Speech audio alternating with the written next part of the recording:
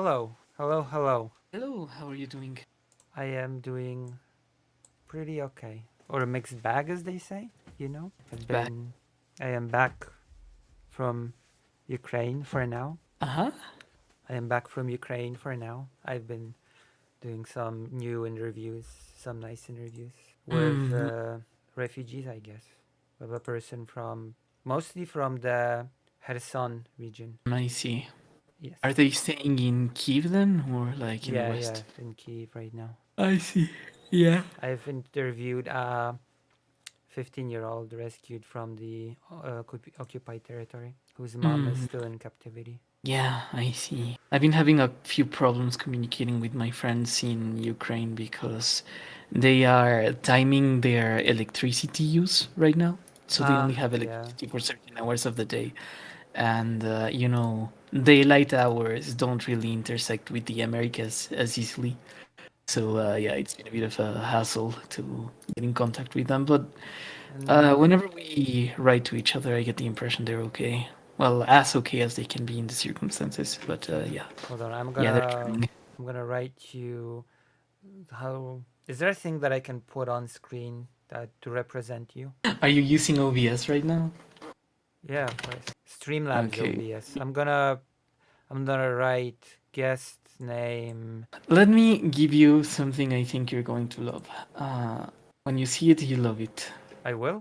Okay. I do Yes. love liking. I do like loving things. Yeah. Send me a Discord. Okay. Create a web browser file and insert this link. See if it works. Sorry, what do I create? Browser extension, I think it's called. Mm, OBS. It has a globe representing it. browser source, yeah? Yes. And Alright. put that link. Oh my gosh. This is gonna be something cool. Hello. Right, Has let's it see. been added to the screen? Authorize. I authorize you. Oh, Okay. alright. I think it works. Yes. You move as well. Alrighty. Yeah. Okay. Yeah, there we go. Alrighty. Wait. Hello. What Hmm? name do I add? Guest? Ravignon, I guess. I How? don't know. What? I can spell it in the chat if you Yes. want, like Yes, please. Ravignon. Okay. Yeah. Ravignon. Oh, there you go. And pronouns? See her. There we Alrighty. go. Avignon Shear. Perfect. This is top tier. There you go. See, it's now complete. Hey. Perfect. Now that you're here, I will go to the toilet for a minute and I'll be right back, okay? Sure thing. I'll entertain your Yes. viewers. In the So meantime, if you let's could take a bit. introduce yourself, tell everything about yourself, your whole story, and I'll be right back. Yeah, sure thing. Hello everyone. I am a democratic socialist. I used to be somewhat active on Twitter. I'm not anymore. I am mostly known online for having made a Poland Bowl documentary series on the history of Quebec. I think it is the longest Poland Bowl documentary series of anyone, a region or country that exists so far. And yeah, right now I'm on a bit of a rest period because I'm making videos on a couple of other things, right? Like, after finishing such a big project, you kind of learn a lot about what you know, about what you don't know. And if you want to know more things, like uh, about what are those things that you need to learn. So right now I'm kind of there, just struggling to make sense of all those lessons before I take on a big project again. Some of you might know me, some of you might not. If you know the YouTuber Crowd, I think you might. He's active on NAFO. I don't know how it's said. He's like a very potent advocate of the Ukrainian cause. He's decided to pick that up. And if you've watched any of his videos, I am consistently either an artist for the thumbnails or an artist for the videos themselves. I, in fact, had like my origins in his channel before I made my own channel, and yeah, pretty much that. I met Lucy some time ago um, through Twitter, I think. I wanted to commission her for artwork because I think her drawings are very nice. But then I found out she's connected to Dylan Burns, who's actually another one of my friends. He's helped me get context and put some videos together and make some casting decisions.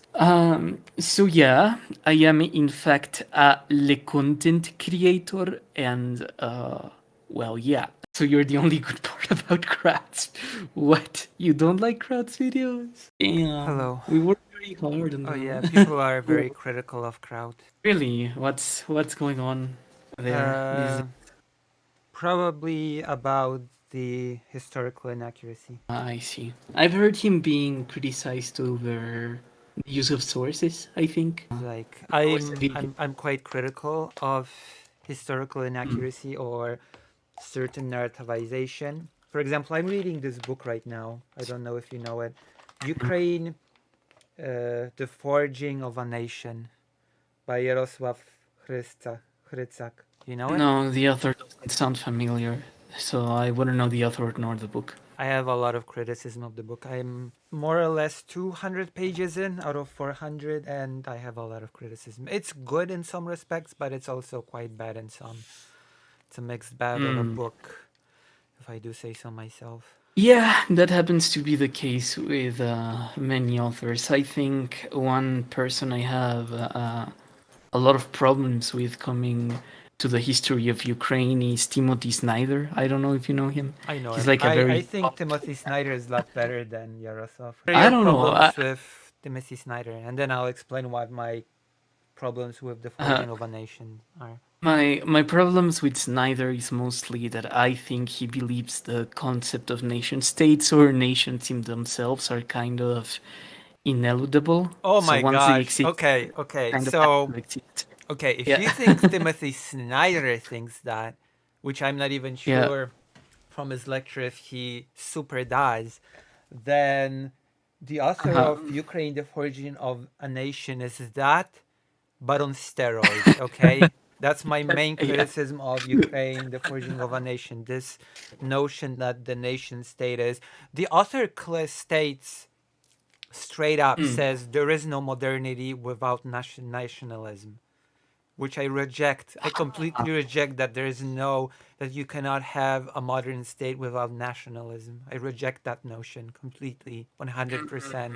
Okay? Okay. I I'm don't not sure. agree. I don't agree with that. I'm not sure. I guess I can kind of see it if I were to make an argument for it, but I don't believe. I mean, you can make an argument with everything, but some arguments are just bad and Yeah, yeah, incorrect. yeah. I will tell you how I would make that argument. You can tell me if you agree or Okay. disagree. In liberalism, generally, you justify the existence of the state through the collective of the people That's right. coming together and deciding they want to rule themselves, That's right? right. So you have an organized community of equals that decide to create a state, That's right. and upon the creation of the state, they begin to like rule themselves. Already have But a counter liberalism, argument. yeah. But liberalism has this thing that though it tells you that the people are empowered, it doesn't tell you how to define the collective of the people, right? Yeah. And I would consider that a weakness because then, if you control the definition of the people, you control the size and the borders of the community of equals. That's right. And in that sense, before you can have a liberal state, you need a community. And then that community is what we typically call the nation, right? And the nation needs a story, which is the nationalism. Would you agree with that? But not necessarily. It depends on how you define the nation, right? We already Yes, know exactly. that throughout history, the term nation has changed its meaning several times. And we could just go, for example, even if we were to have a modern state, why not go with the political nation? We have a certain border. We have many different ethnicities that exist within this border, and we don't have a nation state. We have this state that is based on political nationality. We belong to this one country, but we don't have to be homogenous in ethnic or even linguistic terms.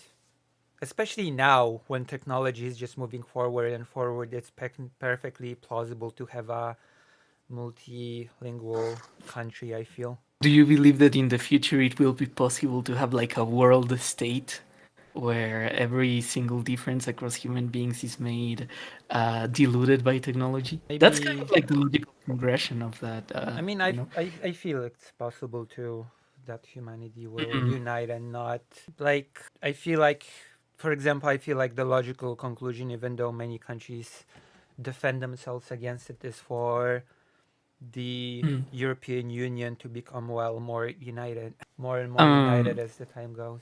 yeah, that's kind of what I guess some like more optimistic people I'd like to think believe is the course of Well, I'm history. not saying that's the chorus. I'm saying that it would be preferable.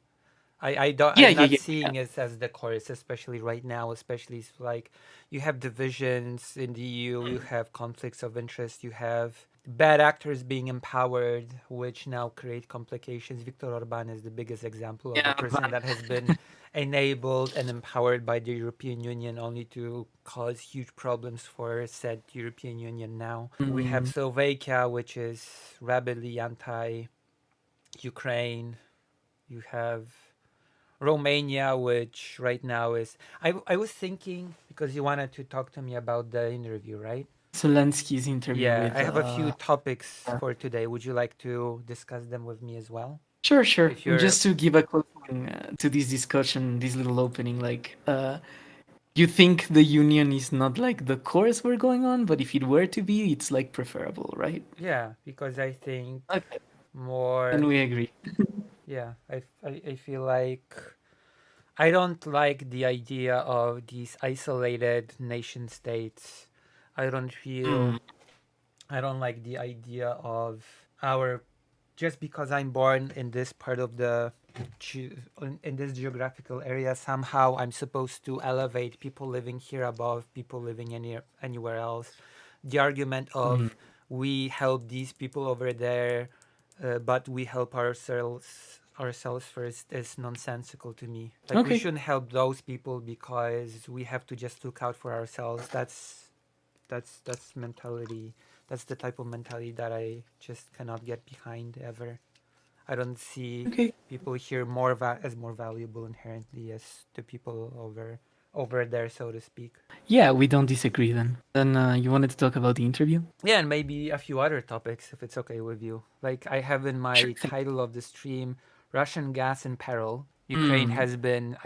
I'll ask you first if you heard of these topics, if you're familiar. Russian has accused Ukraine of attacking its two last bastions of gas, because you know about Ukraine stopping the transit, right? Yes. Yes. So Russia says that Ukraine has tried to attack its last two gas lines to Europe through Turkey, the Turk Stream and the Blue Stream. Those are like the last two bastions of Russian gas.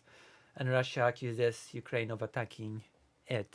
Are you familiar with this topic? Sparsely, but I do know that yeah, it's Okay, kind of I guess we could uh, read an article together and discuss it if that's okay with you. sure thing. Okay, you know about the Romania protest because of the Uh, election. no, I actually don't know about that. I heard that Moldova elected like a pro EU person, but like Moldova, barely yeah, by Moldova, yeah. yeah by less than 1% of the votes, Yeah, and that Moldova was is having problems with gas right now because Russia has ooh. cut off gas from Moldova. It says it's because of that, but everybody knows that it's nonsense. And Transnistria is suffering because of it. That's a whole topic that could be discussed as well. So Yeah. Romania is protesting because there's been a presidential election, but one of the candidates who won first place in the first round has been disclosed to have enjoyed an unfair advantage from a foul online campaign organized by Russia. So the Supreme Court has Uh, cancelled the election result and declared that it has to be repeated all over again, that the whole voting process has to be repeated. And people have went to the streets to protest that decision. yeah, that typically doesn't go well. I have heard, not because of Russian interference, right? But similarly, there was a time when Erdogan in Turkey attempted to restart an election, Mm-hmm. and because he started, he lost Istanbul. That was like a decade ago. So, yeah, typically asking people to vote again mobilizes people against the party that's in power. So, I think, whoever did that is probably going to be in a very uncomfortable position, Yeah. asking people to vote again. Jack don't do it says, I don't know about that actually. EU should just stick to trade. Listen, you're an American. You're the last person that can say something like the EU should not be more united, Mr. United States of America. Okay? Isn't that right, Ravignon? Yeah, I think, with all these like comments about Greenland and with the possibility of Yeah. Ukraine aid being, I am very sure that in Europe we need to start Get our organizing along our yeah, own lines. Yeah. get our stuff together. Also, we could read Have this one by the way. There's this I found this when I've started stream. The headline says Polish defense minister wants to unleash the EU military industry in 2025, and I'm not sure what that means yet, but we could look it over if you want. Sure. I mean, I'm not a huge Unleash. military person. I'm more interested in the economic side of it, but yeah, I could look. Unfortunately, we're not in that world quite yet. We're not in the Star Trek era quite yet. Sad. I don't know. I have a lot of friends. Annie Markey, for example. I've heard of the person, I think. Yeah, Annie Markey. I love him, but his fixation with weapons and tanks and the exact names of tanks and all of that, I've always found that very boyish in a way that doesn't relate to me. I No. don't know. Maybe if I had thought about it more I've deeply, only started being better at um, weaponry, names of weapons, etc. when I started covering Ukraine. Usually, when I mm, go and study history, I don't really study the exact uh, weaponry side of things. I more study the politics, the what led to this event, how we went from A to B, etc., and less what type of tanks or what type of weapons were used in this battle or that battle, etc. I like whenever I've studied wars, I've studied like war economics. Mm-hmm. There's like a decent argument that you can look at the Second World War as a war for resources, Yeah, that's specifically. actually that's I would say Uh, that that was the main reason. Lebensraum was all about resources. yeah, yeah. You could even The go. I would say you can disagree with me on this, of course, but I would say that to a great extent, the German invasion of the Soviet Union was like a very cynical attempt to come into control of Ukrainian oil fields, right? Well, also At, Ukrainian black soil. yeah, yeah, yeah. That's also always that's how Germany. That was If part of you Leventhal, of course. yeah Yeah. yeah that is, and also that's how Germany wanted to not lose World War One. The Romanians had oil, but they were running out of it, basically. Mm.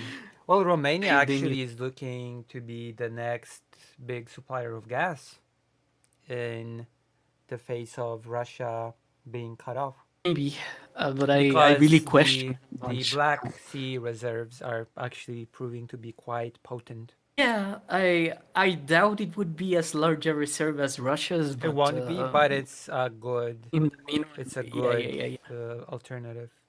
It's a good alternative, and yeah, it yeah, proves to for be sure. bigger than people anticipated. Let's hope so. Well, you can read the article if you want. Well, first we want to discuss the interview, Hmm. right? That's our first topic, right? Oh, yeah, yeah, yeah. Did you watch it? Of course, yeah. I've watched the entirety of the interview between Zelensky and so I'm prepared on that front. I wanted to cover it. I wanted to discuss it Mm, the day after, but I did not feel very well, so I had to sort of that's okay. stop and not do it. I started doing it, but I just sort of stopped and ended stream that day. What did you think of the interview? I think that my suspicions of Lex Friedman have been validated. I think Zelensky did quite well with his answers. That's my TLDR Mm, answer. I think that I've been having a whole. There's this streamer called Wick. Do you know Wick TV? not really, no. There's a streamer that has said that it was a great idea for Friedman to propose to have the interview in Russian. That was actually nothing bad with it. So I had a whole argument with him about it, and Mm. I still believe that it's the worst possible proposal that you could ask of someone in a situation like this to perform the whole interview in Russian. I'm not sure what your opinion on that whole thing is. It's how the interview started, so I guess we can start here as well. Yeah, I get the practical aspect because Zelensky is Russian Ukrainian, right? Like he descends from Russian Jews. But ultimately, I would agree with the spirit of what you said. That something that Zelensky also said himself, that in these conditions, hearing Zelensky speaking in Russian could go down to some people as part of this narrative that, you know, the Ukrainians and the Russians are the same people, they speak the same language. It's basically a conversation happening in like a single direction because there's really no need for a distinction between Russians and Ukrainians. And Yeah. conducting the interview in Russian would probably, you know, as Zelensky said at the very beginning, be able to be something that is warped in such a way. I think so as well. Certain information networks, yeah, yeah, That yeah. was my So, argument. And also, I'm more radical on this. I think it's in fact so bad, and I'm gonna use the example that is, I'm gonna go to World War II, as all good creators go uh, to. I'm gonna say this is just as bad as if the Third Reich was in the middle of invading a country, trying to genocide it, trying to just replace the language with German, and a person going to the leader of that invading country and saying, you know, we could just have our talk in German. Why not? We're both fluent, aren't we? yeah, You're a German speaker. Let's talk in German. Let's have this talk in German. You know? It's yeah, yeah, yeah. actually, Well, if you think about it, it's not even that far fetched. It's a one to one, actually, in this case. yeah. To my view, I guess I understand the practical side, but Zelensky was right on the moral aspect of the question that, you know, it wasn't appropriate given the circumstances. Yeah. Not to mention even that later in the interview, Zelensky points out, well, wait, your Russian's not even that good. Yeah, it's so, he said. Yeah. So I, that whole argument flies off the window. The yeah, practicality of fluency of communication. So that's yeah. I so don't know if Zelensky speaks English. I heard he speaks a little. Like he speaks. he probably. He speaks it. Uh, Like he okay. communicates with many world leaders in English. He did speeches in English. I Um. think his English is serviceable enough. I believe that it's good enough. And Okay. Yeah. That instead, has. in plus, if the requisite for any interviews would be for the interviewer and interviewee to be fluent in a shared language, then how many interviews would just never happen? Yeah. Yeah. Yeah. I don't know. I guess Lex Friedman was kind of excited to be able to speak in Russian to someone. Yeah, that's the But most. That's yeah. another worrying thing. Just how excited Lex Friedman is to spread the Ruski Mir. That is another thing that actually worries me. And he is actually a pretty pro-Russian guy. He's actively Mm, translating his entire show into Russian. He has been known to praise Vladimir Putin in the past, calling him an honest and good man. It's there's that's a whole other aspect to Lex Friedman that I'm not sure should be ignored. I heard he wants to interview Putin Yeah, after Zelensky. yeah, So I don't know. I'll see what he says to him about peace, right? Because he was very adamant asking Zelensky about, you know, what do you want for peace? yeah, What's keeping and you from? also saying that you have to understand that Putin is just a leader that loves his people. To which I have to raise an eyebrow if someone makes a claim that Putin simply loves his people. Yeah, I don't know about that. Yeah, I think if you love your people, uh, with the Russian birth rate as it is, you wouldn't send probably like a million of the last young men you will have under our current mode of economic development to go essentially die in a war for expansion. Yeah, it's I don't think that's the act of a loving person. yeah. He does not love Russian people. He does not love Russian speakers in Ukraine, especially. Bombs them daily, actually. In fact, right? Yeah, it's quite disagreeable. So, where shall we sort of begin this bigger talk about the interview? Where would you like to? Where what were the highlights for you personally? For me, the highlight, I guess the moment that stuck the most with me was when Zelensky went out and said that, there's this idea going around that Russians and Ukrainians are, in fact, one people, right? That they Mm-hmm. are distinguishable in some sense, that they are brotherly nations, as Yeah, they're called. The Byelorussians, the Malorussians, and the Russians. yeah, And Zelensky, at some moment, decided to, in his capacity as president of Ukraine, put that idea to the test by actually reaching out to the Russian people and saying to them when the war started, making an address in Russian yeah. to Russian speakers in Russia, Kazakhstan, and I think in Belarus, that, we are being attacked if Belarus we're is actually. an interesting case, of course, as well. But Yeah, yeah, yeah. yeah, continue. We are being we are being attacked, and if we're actually like brotherly nations, like, please come help us, right? Like, protest your government, Yeah, don't let them do this.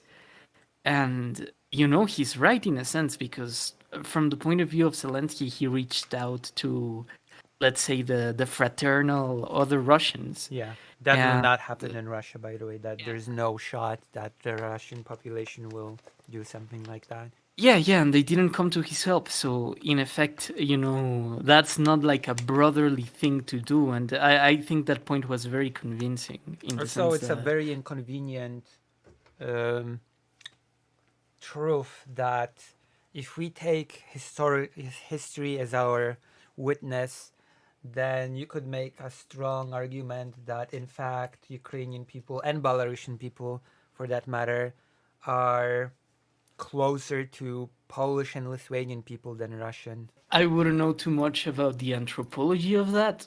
I would leave you with the trust to, like, address that in more detail. I'll But just say this. Ukrainian uh, people and Polish people have been part of a single country for longer than Russia and Ukraine. yeah, yeah, yeah, that I understand. The thing, I That guess, alone sort of creates this dynamic. That is why Polish and Ukrainian share more vocabulary than Russian and Ukrainian. yeah, yeah, yeah.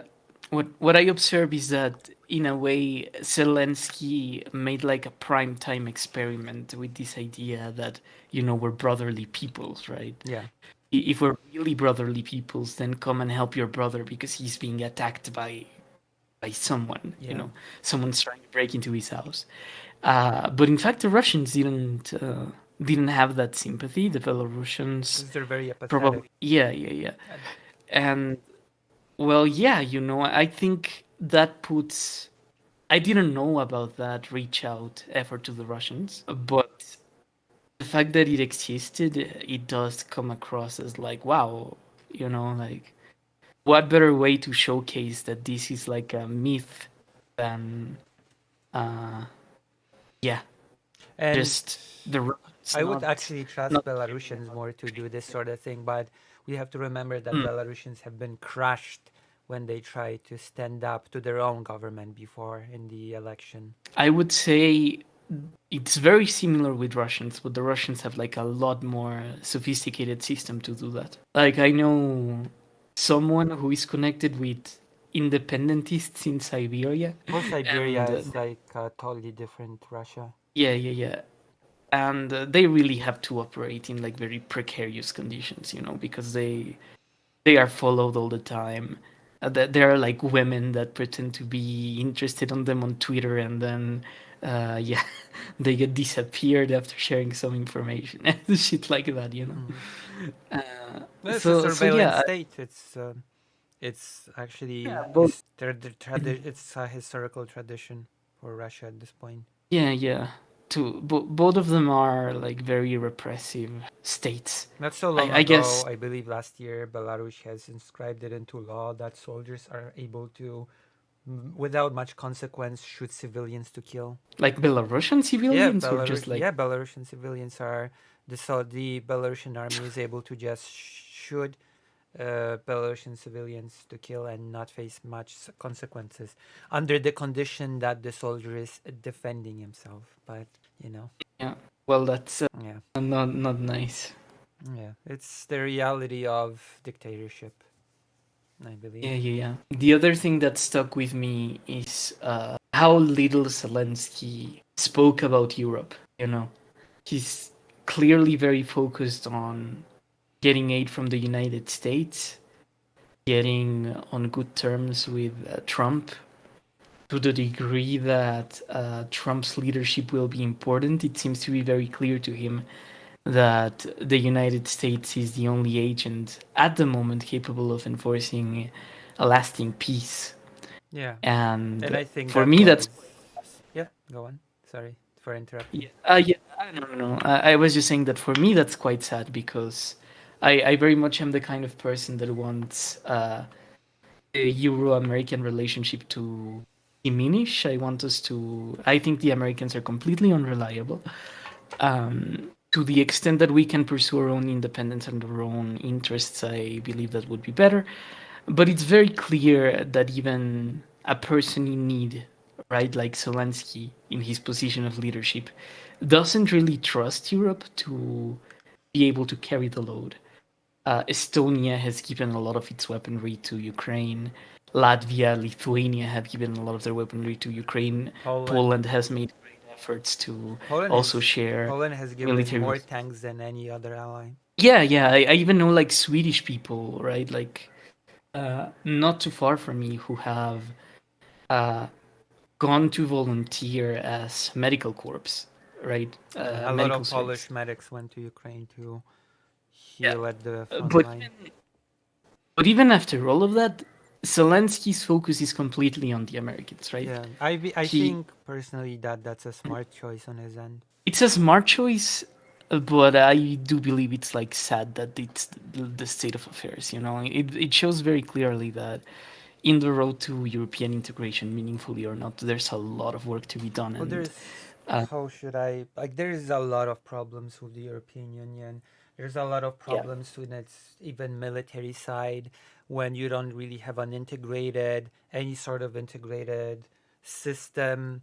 When technically speaking, there is a NATO standard to artillery shells, but as it turns out, each and every European country has its own military industry, so they put their own little tweaks on artillery systems, which means that in practice, the artillery shells produced by individual European countries are not usable by the systems that each country produces, which Ukraine has painfully learned in the battlefield that the shells received from one country did not work with the artillery systems provided by a different European country. That is just one yeah, of many problems that Europe has, and there is also no real unity within Europe when it comes to Ukraine and many other things. There's no like the biggest glaring examples are of course Hungary and Slovakia, right?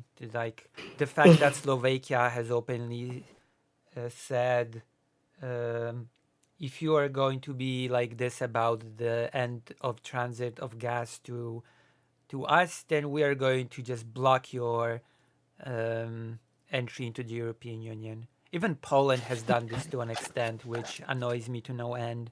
Oh, you will have to do the Volhynia massacre thing with us now, or else we will not allow you into the European Union. I think that's a mm, horrible way to conduct international relations. I think it's very detrimental to long term relationships, and I think the biggest war. I understand why Polish people would want to commemorate the deaths of this massacre or even genocide, as some call it, but there are people in Ukraine dying right now, and I feel that should be the priority rather than blackmailing strong, forcing Ukraine in when Ukraine is in a position of weakness, forcing Ukraine to do certain things, or else, for example, it will be more difficult or impossible for Ukraine to join the European Union. I think that's not a I think that's a very bad way to conduct relations. But I am glad that actually Ukraine and Poland are making strides to have this topic resolved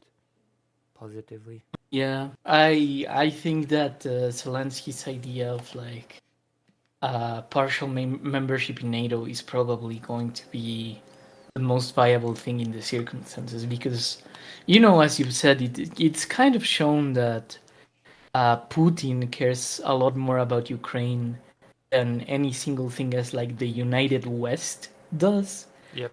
And that's quite sad because like in a situation where people are negotiating their undivided interest like that, their undivided attention, it's very clear that Putin's attention is completely on Ukraine, and European attention is a little bit like everywhere. Like people are trying not to have too many migrants. People are having not to get the far right elected. They're trying to like play both sides with Oh yeah, things, right. You're and right. There's also for the rise of the far right in the European Union. That also is a pretty big detriment. The AFD. Have you seen the AFD interview with Elon Musk? I didn't know they interviewed him, but I do know that he said something like, "Only the AfD can save Germany," or Oh, some he shit like that. interviewed the chancellor candidate on Twitter.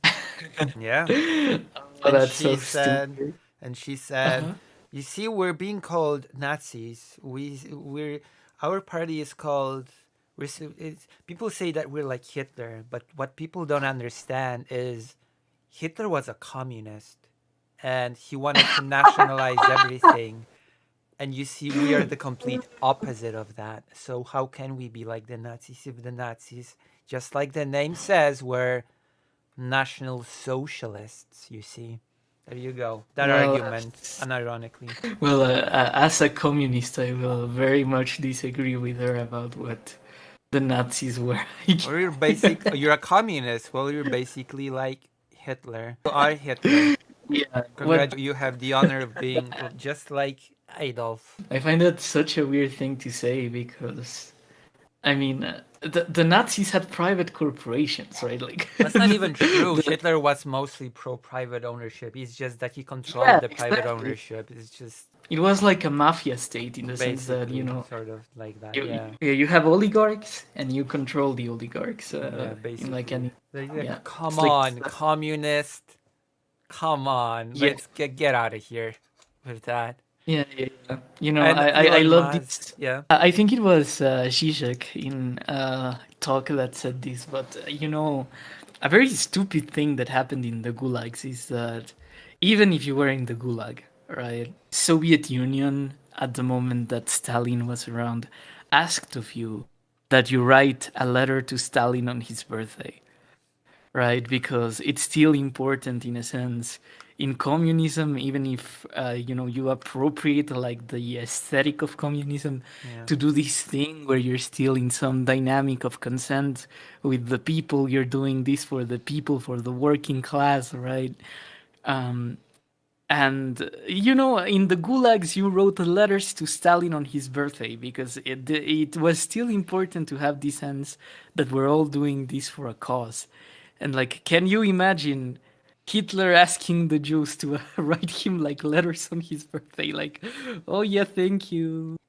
Like, no, no, the Nazis did not care about like any sort of like human Yeah. universalism, right? Which is a common aspect of both the liberal traditions and the socialist traditions. Yeah. It's quite bad. AFD that famously said that Germany should be more friendly to its Nazi past, and that What? East Germany is actually Central Germany. Oh, Yeah. And one lady from the that's party said that she never uses the Polish names for those places that are now in Poland, only the German names. That's so sad. So there you So they go. want to. Like I started joking around that maybe, who knows, maybe if the AFD wins, we'll just see another special military operation in Europe soon. Yeah, yeah. The Pomeranians need democracy. I don't know. Like maybe we'll see maybe there'll be a second special military operation, this time in Poland by Germany. Who knows? Yeah, I was an advocate of this a long time ago. Right now, it's kind of pointless, but I wish we had banned banks for making donations to political candidates in Europe across the board in like the 2010s, because I think by not doing that across the board, we allowed for Russian banks to loan money to far right parties. And that has kind of like gotten us in the gutter because yeah, right now a lot of the political forces for the far right that exist in Europe were essentially financed by Russia in a way, right? So now we're stuck with them because they've gotten to the point they've gotten, and we don't have all those many means to do something about it. But just overall, banks should not be able to make donations to political. Yeah. Well, now we Yeah, have just rich guys making donations and trying to influence European politics. See Elon Musk. yeah, yeah, Poland has commented on it, saying, "We don't know if Elon Musk is going to try to influence our presidential election this year, but you know, we should probably take steps so that Polish people choose, not foreigners, and that is just illegal. Foreign interference is illegal in Poland. yeah. That's it. I think we've never had like an oligarch like Musk. Mm. Musk is very special in the sense that he's an oligarch, like a Russian oligarch, but he's in the United States. And because of the size of the American market, right?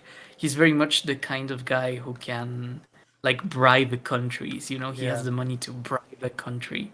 He has and Elon Musk has more. I also feel like typically oligarchs at least try to not operate openly, like they keep themselves to the shadows, so to speak, and operate from within them, not just go out openly and say, "Oh yeah, this party good, this party bad, this country do this country do that. I'm Elon Musk." Yeah, yeah, yeah. I feel like usually it's like we try to do this influence while you don't even know who actually does the influence. We know they're oligarchs, but you don't typically attach, oh, this guy influenced this, that guy influenced, there is this group of people more like that do this sort of thing. In Russia, at least, Yeah, I feel like. he's very transparent about it. Actually, you're right about that. And Elon Musk just I don't. goes, yeah, AFD is the only party that can save Germany. There you go. I endorse it. Boom. I'm rich. Yeah, And that interesting thing is that the AFD candidate went a little bit too far and said, you see, only your administration can end this war. And I'm like, wait, Elon Musk's administration? Elon Musk has an administration now. That's interesting. That's yeah. He has like it's a the perspective. Department of Government Optimization, something like that. Government efficiency. Yeah, Yeah. the dog. He wants to, I don't know, cut costs, cut spending. Who knows? I don't know. I do like the idea of a Department of Government Efficiency because, in concept, you would want the airports that still are operating with fucking like Windows 98 to update their systems and stuff like that. But I know that's not what he's trying to do. He's trying to like save money on shit. That's Yes, not going gonna back be. to the Zelensky thing. Yeah. When In fact, wouldn't you say that Poroshenko was kind of like this as well? Like very open about being an oligarch and just kind of what he wanted. I guess. What were my highlights from this? I guess I'm a bit of a mean person. Are you? Yeah, I'm a, well, people say that I'm not, but my highlight was when Zelensky said that Friedman's Russian was not very good. I don't know. I'm not a Russian speaker. I'm trying to learn Polish because of my girlfriend, but Oh, jak się masz? yeah, jak się masz? Tak. We could Yeah. conduct this conversation in Polish if you want. No, no, please don't. I don't have like an A1 in Polish. I'm not. Yeah, yeah, yeah. Well, whenever you wish to practice, I'm always here. Biggest Sure, thank you. Polish, biggest Polish trans streamer, always ready You, to. it's Quebecois. No, I am not from Quebec. I just know a lot about your province. I read a bunch of books on your history and made a series about it, but I'm not from Quebec. Hmm. Yes, I can speak French, but not Quebec French. I have like my very own accent, which is a mix of a bunch of things. Mostly because I've listened to like Pierre Elliott Trudeau for hours, and he has the heaviest Quebecois accent I've ever heard. It's like no no no no no no no no no no no no. I don't know. He spoke like that. But yes, but I did have a few, at least a few moments in that interview that I've personally enjoyed. It made very clear to me that a lot of the conversations that we tend to have online, specifically on Twitter, are completely disconnected with the real needs of Ukraine.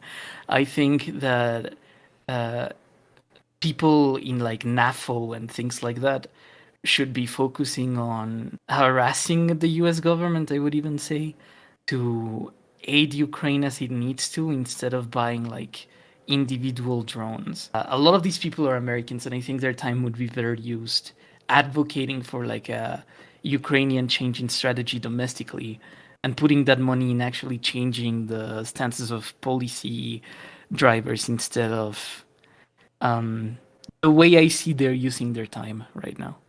I think I think yes and no.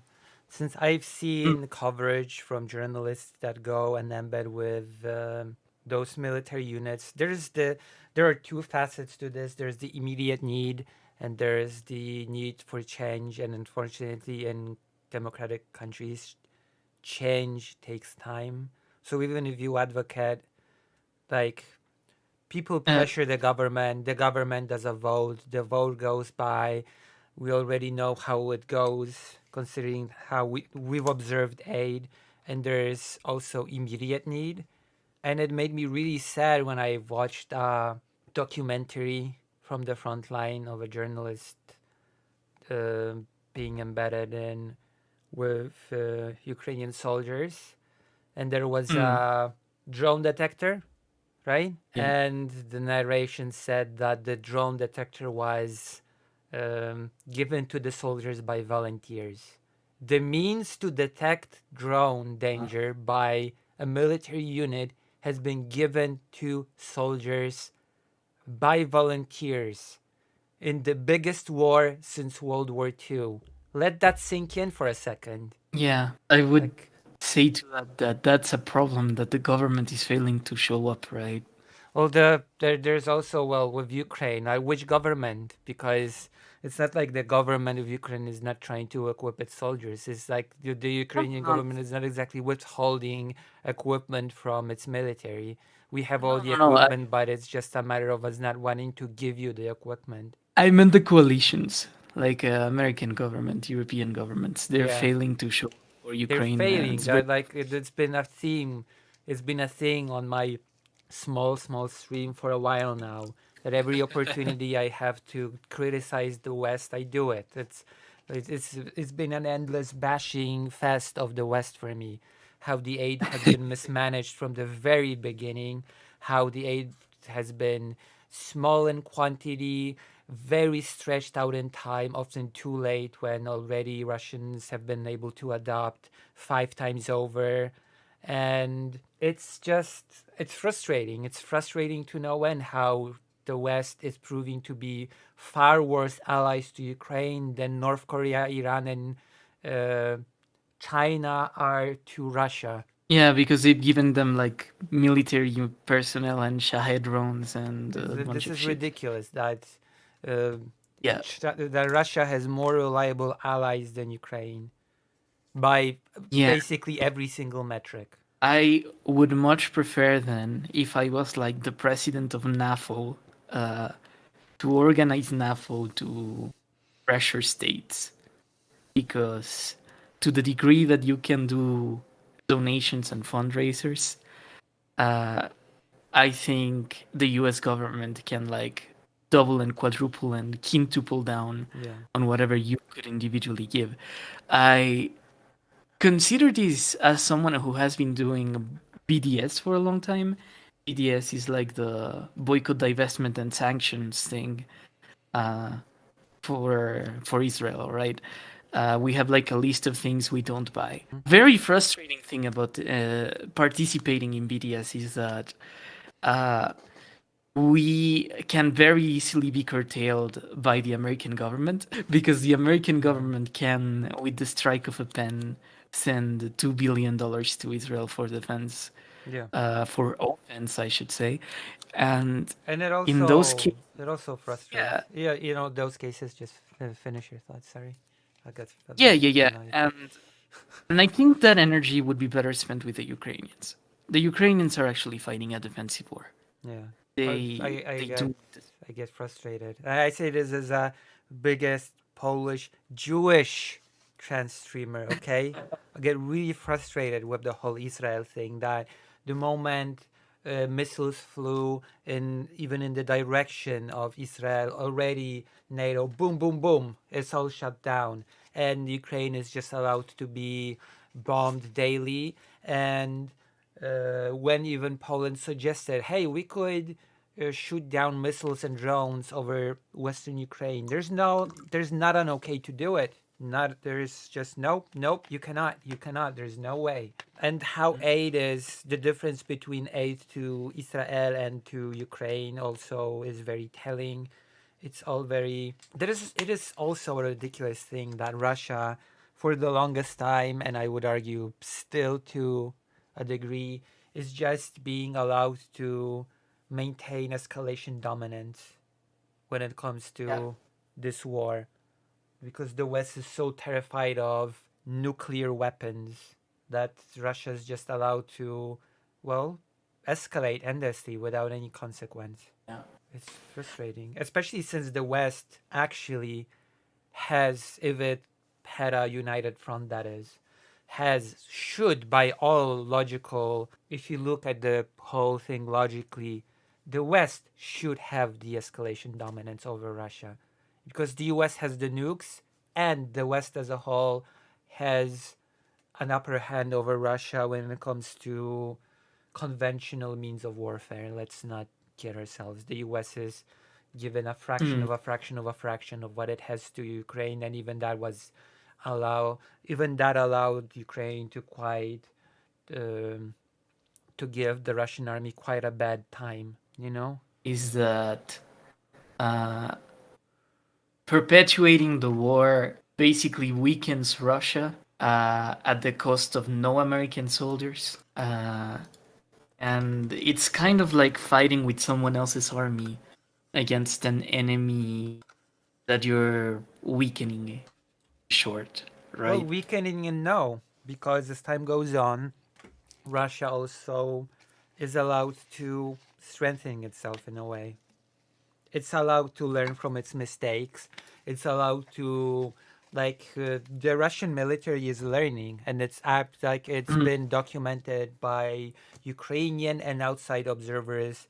Every time you will watch any sort of coverage from the war, whether or not it's by Ukrainian soldiers themselves, whether it's by by foreign medics, they will all say as one, Russian soldiers are adapting, learning, and if Russia is allowed by some horrible strike of, let's say, Trump decides a bad deal, like freezing the conflict, Russia would just take what it learned, rebuild an army, go again, and this time it would be quite different than it was on 24th of February 2022. I understand that. I guess I am a lot more skeptical of their ability to rebuild an army considering that they are running out of people, right? Like their replacement rate is quite low. Well, they have been holding back from doing significant mobilization. They've been relying on um, prisoners a lot, and Ah, uh, not really Muscovite Russians when it comes to bolstering their forces, Yeah. and now also friends Yeah, I heard from that they had North reduced Korea. their prison population by like 10%, which is crazy to me. Yeah, I've heard Like, a bigger anything. actually. I've heard a bigger figure that the Russian prisoner population compared to a metric from some year has halved. Okay.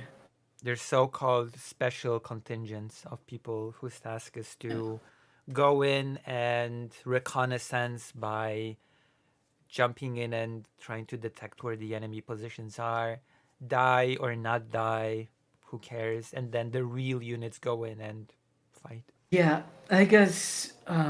Yeah, what Zelensky kind of made me sad about is that I got the idea that he does not really believe in Ukrainian victory. I think he desires it, but he thinks of it as completely unviable. And whether or not Russia has the ability to rebuild depends really on one crucial thing: the sanctions.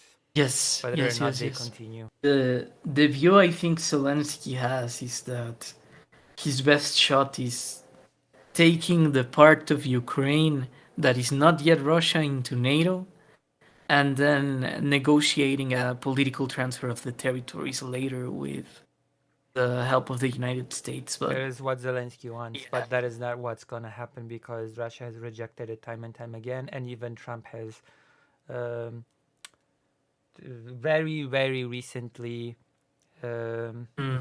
vocalized that he understands why Russia would not want that and that Ukraine just cannot be in NATO. yeah, that's sad.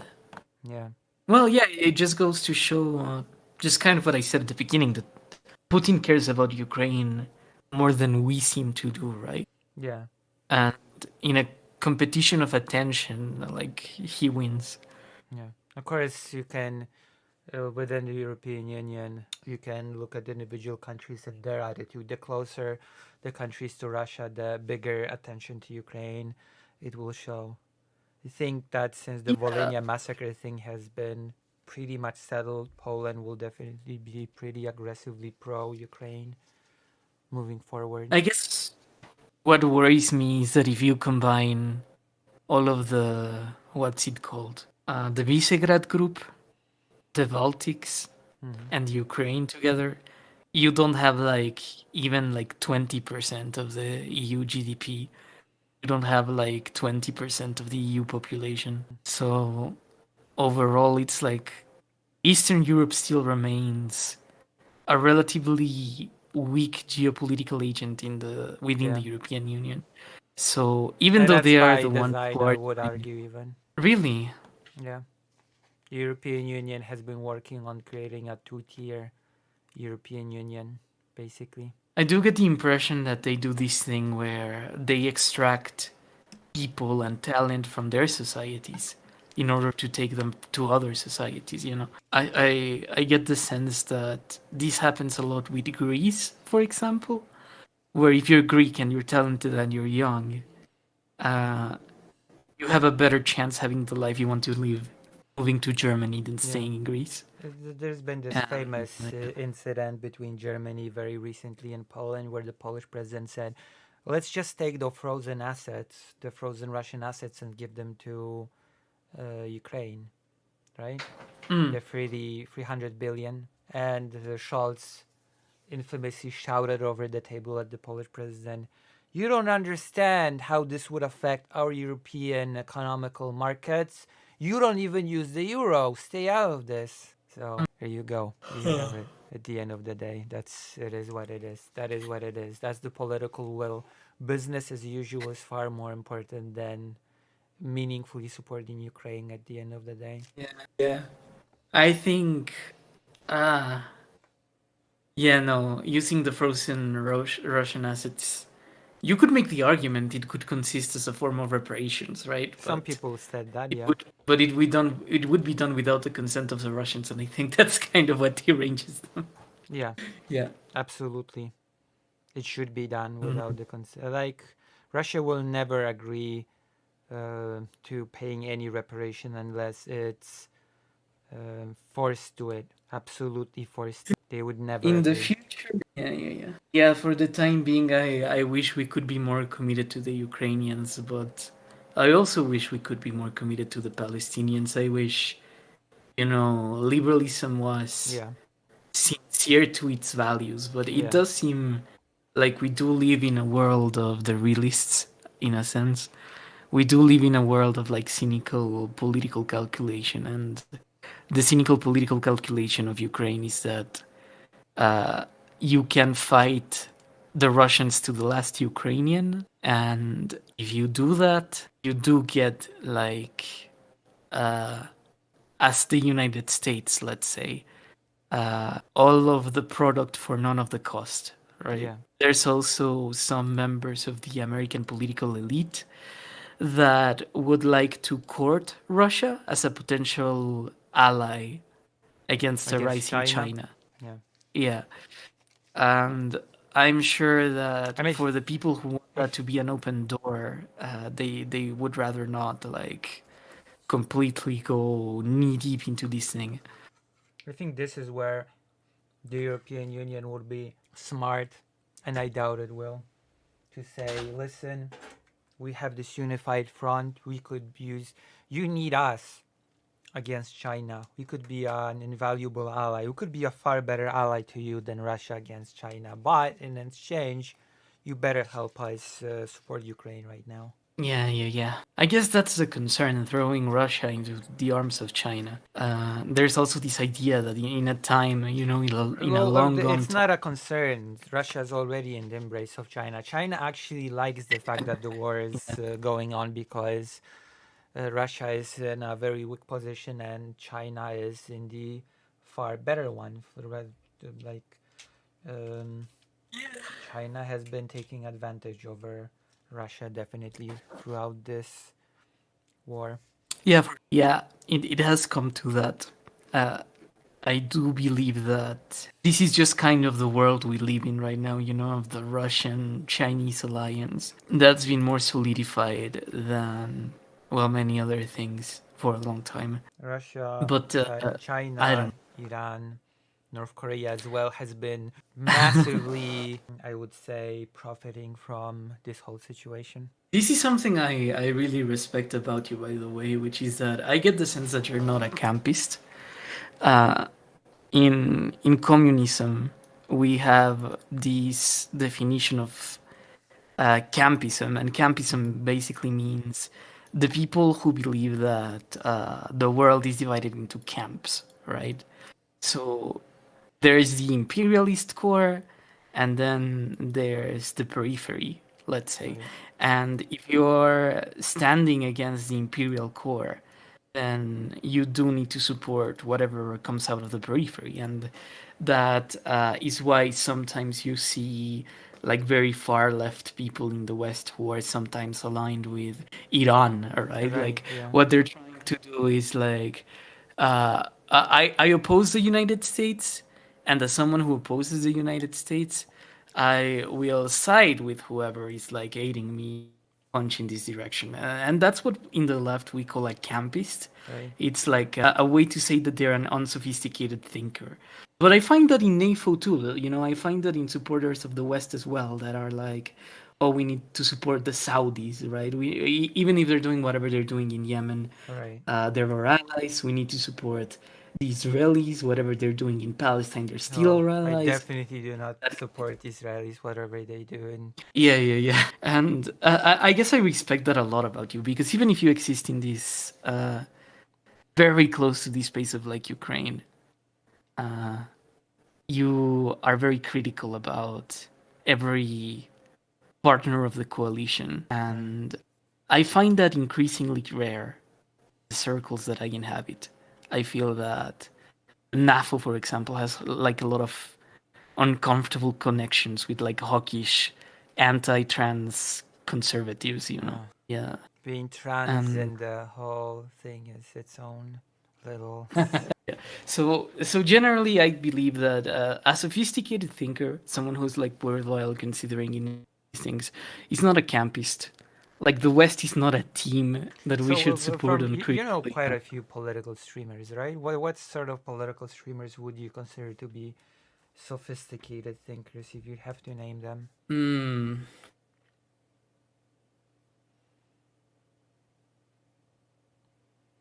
I know more YouTubers than streamers. If I had to say streamers, I would probably say you, Dylan, and at some point in the past, I would have said aristocracy, but right now, I think she's Oh, not. Yeah, oh, aristocracy. That's yeah. I mm, don't like her. These days, I don't like her. oh. But when she made Well, videos about different things, yeah, I did respect her ability to think on other subjects. the whole, yeah, Israel thing. Unfortunate. Yeah, yeah. I'm sad. And I say I'm that very, as I'm very. again Mm. biggest Polish Jewish trans streamer. I don't. This is also my biggest criticism of the Ukraine, the forging of a nation. The author puts forward an idea that Jewish people are basically just a national identity, much like Germans, Polish people, Ukrainians, and any other nation. And I don't even know how to express how much I reject this notion. Yeah. I I buy into the idea of Yiddish land. Yiddishland. Yeah, it's an actual idea that existed and exists still to a degree. Um, I have a book. Hold on. I'm not sure if you can see me on camera. I'll be right back. a long time ago, I worked Yes. with. I have a book for everything. For every occasion I have a book. Oops. No. It's a pretty fat book. Okay? It's a Yeah. it's a Polish book. It's called The New Spacious Yiddish Land. Actually. Yeah, it says here Yiddish land. And it's this I idea, the Yiddish land is this idea that Jewish people are not really tied to any specific territory, any specific country, any specific national identity, but the Jewish people can exist anywhere. And the one thing that ties them together is their shared language of Yiddish. That's why Yiddish land. It's the whole. well, I would disagree with that in the sense that the only Yiddish speaker are the Ashkenazim, Yeah. but I do get the But then sense you of that. have You know, the Ladino. Ladino land is also a thing yeah, that I can support. yeah, Ladino. The way I see it, But there used to be yeah, yeah, sorry. unit. Yeah, yeah. There used to be during World War II uh, this group of Soviet volunteers. They were partisans. They were not part of the Soviet military. They were called the Bielski Otriad. They were mostly formed by Belarusian Jews and by, well, just generally Jews that happened to come together in an act of self-protection when the Nazis invaded Belarus. Um, and they happened to see the fight, to the end of the war. They they were very potent and very effective at what they did. And when they celebrated Passover, they had, I suppose you celebrate Passover before you're Jewish. And, at the end of Passover, what do we say? Like, next year in Jerusalem, right? Yeah, it's a Yeah, more yeah, yeah. complicated thing though. The Yeah, next in year, like the Bielski. No, no, no. Let me just finish by saying yeah, that yeah, the group, whenever they celebrated Passover, they said Jerusalem in the woods, right? Or something to the spirit of that, Jerusalem in the woods. And kind of the heart of that statement is sort of home is wherever you choose to make it, yeah. right? It's not about a land or a people. It's like wherever your family is, wherever you choose to live, wherever the land is open to you. Interestingly enough, there And was this aristocracy I stream like of that all sentiment. streams when I in the chat interjected that during the height of the Polish-Lithuanian Commonwealth, which also coincided with the height of the Jewish Golden Age, Jewish people came to the conclusion the Jewish population in Polish-Lithuanian Commonwealth, many scholars argue that was the biggest in the entire world at the time. Jewish people decided that there will never be a need to return to Israel. Actually, that's not necessary anymore. That the Messiah, if he returns, will return to the Polish-Lithuanian Commonwealth. So Jewish people don't have to go anywhere. Actually, I And supported their as bad before.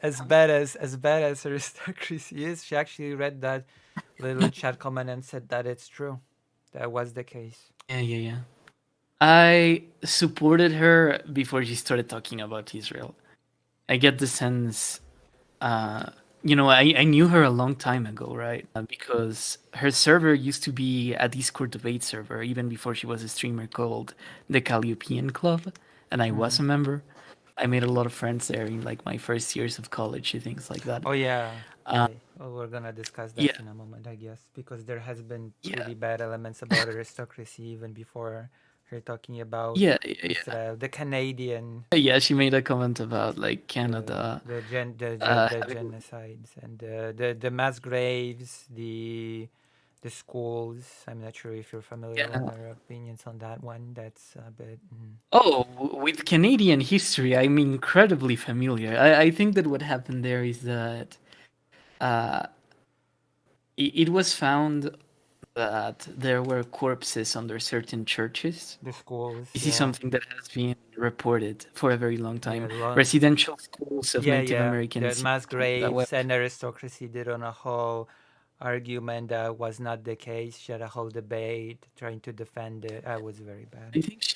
I think she argued that, if I remember right, that even if there are imperfections to Canada, like gaps in whatever makes Canada a society that is far from perfect, it still has like good things and But I think you can make that argument very with yeah. embracing the horrible genocides that a country does.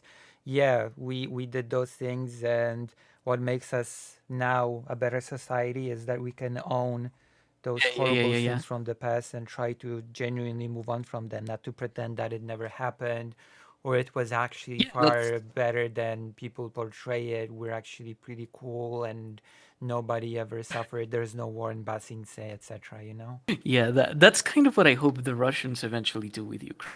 Like own up that they conducted a war of Oh, genocide. that Russia is But so to get far away from that. yeah, one day, let's hope one day.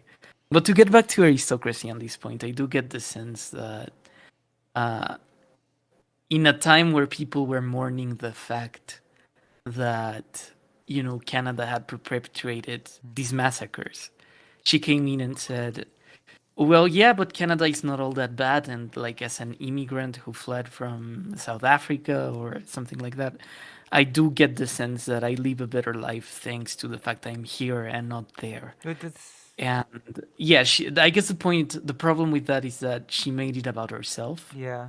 in a moment where it was very bad to make things about yourself. And But I also, guess it it's shows. just like, of course, like the easiest answer in the world would be like, sure, I'm sure Nazi Germany was a great place for some, right?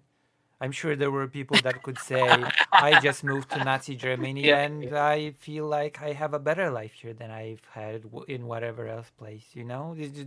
There definitely were people that could have said that. yeah, no, you're right. Yeah, like sure was good to be a German in Yeah. 1943. Like the war, what war? I'm chilling in a pool, right? It Like was a bit more complicated. The war, eventually, the economic side of the war did reach the Germans as well. But, yeah, yeah, yeah. I'm saying 1943. Yeah, that's like but yeah, that the narrowing it. argument of I moved from X to Y, and I have a better life, therefore Y is like it's basically a person that moves into the US and Yeah, has a pretty cool life could say, "Oh, systemic racism, whatever. I moved from a pretty bad place and it's pretty cool here, so I guess whatever, right?" yeah, yeah, yeah. I guess that's kind of my problem with Aries. As I started to learn more about her and the postures that she has, she's just very self-interested, I would Mm. say. Uh, her empathy. Well, I don't know. I don't know her personally all that much, but I do get the sense that uh, when it comes to feeling for other people, it's a lot easier for her to feel for herself first, Mm. and that's kind of a weakness uh, in a political thinker. I think because when you're dealing with political questions, you're necessarily dealing with the collective, with the matters of the collective. Mm. with the group, with solving problems for a group. And in that kind of situation, you can't limit your empathy Yeah. to whoever is closest to you, to whoever is like I nearest to feel you. like the I, I, I I think that's a difficult thing to ask of a Jewish person because Jewish people, going back to like the 19th century, have always been asked to, to assimilate, to become more like the society that's dominating over them, sort to of. Well, leave it behind. depends. It depends on the country. That has been less Yeah, the case in Eastern Europe for sure. It has been more pronounced in Western Europe, where assimilation has been the name of the game. But in Poland, in a lot of Jewish people chose either to be Zionists nor to assimilate. They chose to be simply Jewish people in Poland, and they felt that was okay. And I feel like this aspect of Jewish life is not it's not really talked about. There was not really a choice between either assimilate or go Zionist. And there was the Bund I, movement. The Bund movement was big, was huge in Poland. You I, definitely are familiar with the Bund movement as a I person am, who. I am, I am, yeah. But I guess I would say that Poland was like a very special uh, spot among the bunch Yeah, but it because the was majority. also, and it's worth remembering, it was also at the same time the second biggest Jewish community in the entire world. So it It was a was, very significant spot. but even then, it was what we call uh, a big minority, right? Like, Yep, uh, a huge minority, in fact. Half of the yeah. people killed in the Holocaust were from this.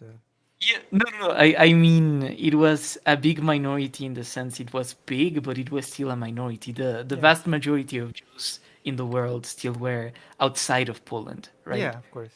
E- And those Jews overwhelmingly lived in societies that were very keen on assimilation. So unless I were to meet a Polish Jew, for example, I would be very remiss to see that they have this kind of open-minded attitude, I would say. Hmm. Even then, I would have my questions with many Polish Jews, given that the vast majority of prime ministers from Israel, right, have been of Polish Jewish descent. Yeah, Like, so clearly, even among the Poles, there existed this like, yeah, but it was a uh, very diverse. It was a very well, it was big, so it had to be also diverse. But yeah, even yeah, yeah. even when discussing the history of Zionism, and I read this from an author that is favorable towards Israel, so that makes it even more powerful of a statement that the closest associate to Herzl, the person that is considered the father of modern Zionism, went to Poland Yeah, to try to persuade people to move closer to the movement. And the person wrote in his memoirs that Polish Jewish people are just strange, they're just weird, they're an anomaly. That uh, the poor Jewish people that pray X times per day and look towards the Zion, Jerusalem, uh, when asked to Israel, they oppose actively. They resist aggressively against that idea because religious reasons, right? There is a strong religious yeah, reason not to actually if you go into that argument and that all the richer enlightened Jewish people responded that any enlightened Jewish person will find the idea of Zionism disgusting. So Polish people are treated as an anomaly when it comes to this topic. yeah, A yeah. negative anomaly, mind you. Even then, even then, I would insist like Ben Gurion was Polish. Well, The the guy after Ben situation Gurion. also kind of changed after the whole Holocaust business. We also have to take Yeah, that yeah, into consideration. that is true, but I do need to like underline that, among Polish Jews, there were still Zionists. Like And I the don't say this Polish, to like, like we have to remember, the Polish Jewish community has been completely wiped out during World War II. It stopped existing. Whatever existed before the war has been cleaned. It's like yeah, Jewish. It has been a minority, but it still consisted a sort of society within society with its institutions, theaters, coffee shops, with cinemas, books, a rich amount of press, literature, whole neighborhoods that were Jewish, that know that not just people were erased, the city itself was erased, all the Jewish quarters, all the buildings, all the everything, it was all erased from the city Mm, to the people. It's like we have to understand that whatever was there before the war, it has ceased to exist, and all that is left to this day yeah, within even the Polish consciousness is this feeling of a gaping hole after what has been, and just it seems cannot be um, it cannot be brought back. yeah, for sure. I understand that there are still like small villages that still have like Jewish majority communities, but they're very small. Yeah. So I guess I will do give like you a people were radicalized also by this, like the people that survived were Zionist militants, which were I think during World War II, and those who survived went on to Israel and they became those awful, horrible politicians that you mentioned. yeah, I understand that. Even then, I would say that the idea of Zionism is kind of Horrible. weakened. No, weakened by the fact that the vast majority of the Jewish community lives outside of Israel. So also by the Like, fact that it doesn't really defend Jewish people, and that it yeah, was yeah, very yeah. discriminatory against Jewish people that survived the Holocaust. That Zionism, from its inception, separated Jewish people to the new Jewish people and the old Jewish people. The old Yeah, Jewish yeah, people yeah. being part of the diaspora. That first thing that Israel did was to ban Yiddish as a language, Mm, basically driving it to extinction. This is yeah, why the famous Polish Jewish author Isaac Bashevis Singer has been a persona non grata in Israel because he insisted on writing in speak. Yiddish his literature. He was an author, famous author, and he was not a huge fan of Israel himself. He ended up moving to the United States, and he died in the United States. He wrote his books mainly focus on describing pre-World War II, post-World War II, pre-World War One, post-World War One Poland, and how Jewish people basically lived there. Yeah, yeah, yeah. Yeah, Very interesting. I do. I guess my point was more that, Zionism makes the case that the Jewish people need a state. Yeah, Otherwise, they're going. Zionism makes that argument that the forging of a nation makes that Yeah, Jewish but you people don't are a really. national identity. But that's like self-evidently wrong from the fact that the vast majority of Jews live outside. Yeah, Yeah, I think outside it's Israel. from my perspective that is a fundamental misunderstanding of what Jewishness is and what it is not, and Jewishness is not a national identity in the in the sense of being Polish or German, definitely. I guess I would understand it more like an ethnicity, right? In the sense that you can be. Yeah, you can make Uh, an argument like that much closer. Although you can, um, like, it's all intertwined because technically speaking, you can just convert to Judaism and become Jewish. I guess, but you can also convert to ethnicities in a way, right? Like many cultures have rites of assimilation and things of that Sort of. sort. People don't take that into account when discussing nation states and their formation as well. I guess, yeah. I guess it would be difficult to make the case that you can, for example, become black, right? Like, I but mean, there's the history of the oh, the Pult in Haiti. Is that yeah, what you're gonna mention? yeah. Oh, go ahead. They stood up against Napoleon during the uprising. You could, I guess, it was an uprising in Haiti, right? Mhm. The Polish Yeah, people fought on Napoleon's side, and they realized that Haiti people are fighting for the same thing as Polish people are. So they switched sides, fought against Napoleon's forces, and they were granted by the newly independent Haiti the status of black people, basically. yeah. The more punctual the story goes is that uh, Napoleon wanted to reinstate slavery in Haiti, Hmm. and Dessalines kind of opposed it. So he sent a contingent, like a French fleet, to discipline the Haitians. and when the troops landed and they were supposed to fight, you know, the Haitians. Yeah. The Haitians were singing La Marseillaise. That is kind of the anthem of the French Revolution, and the Poles who kind of understood themselves as people who were recently freed, Yeah. you know, from Russia, started to look at that and said like, "Wow, this is kind of bullshit, right? Like we're being sent to do the imperialist work of France, but to another people." And so they deserted from the contingent and they fought alongside the Haitians. Yeah. And right now, their descendants still live in Haiti. Yeah. There is a Polish Haitian community, and they're very nice, very beautiful people. Yeah, and they have been I given the legal status of being black. Yeah, they were given the legal status in the Constitution of Noir, and that well, it goes into the complicated racial hierarchy that existed in Haiti, but yeah, that was basically in the context of the Haitian Revolution being given full citizenship in the understanding of the law, like they Yeah. gained black status. Yeah. Yeah. Also, Fake Calical Parker asked me some time ago. I'm finally Hmm. here. So Lucy, when are you doing that NFT stream you told me in private you wanted to do? Right now. Right now. The NFT is on screen and emoting from time to time. Yeah, yeah, The yeah. I have NFT other stream is right now. expression. Yeah, yeah, yeah. I That's need to protect my face. I'm sorry. I talk a lot of shit.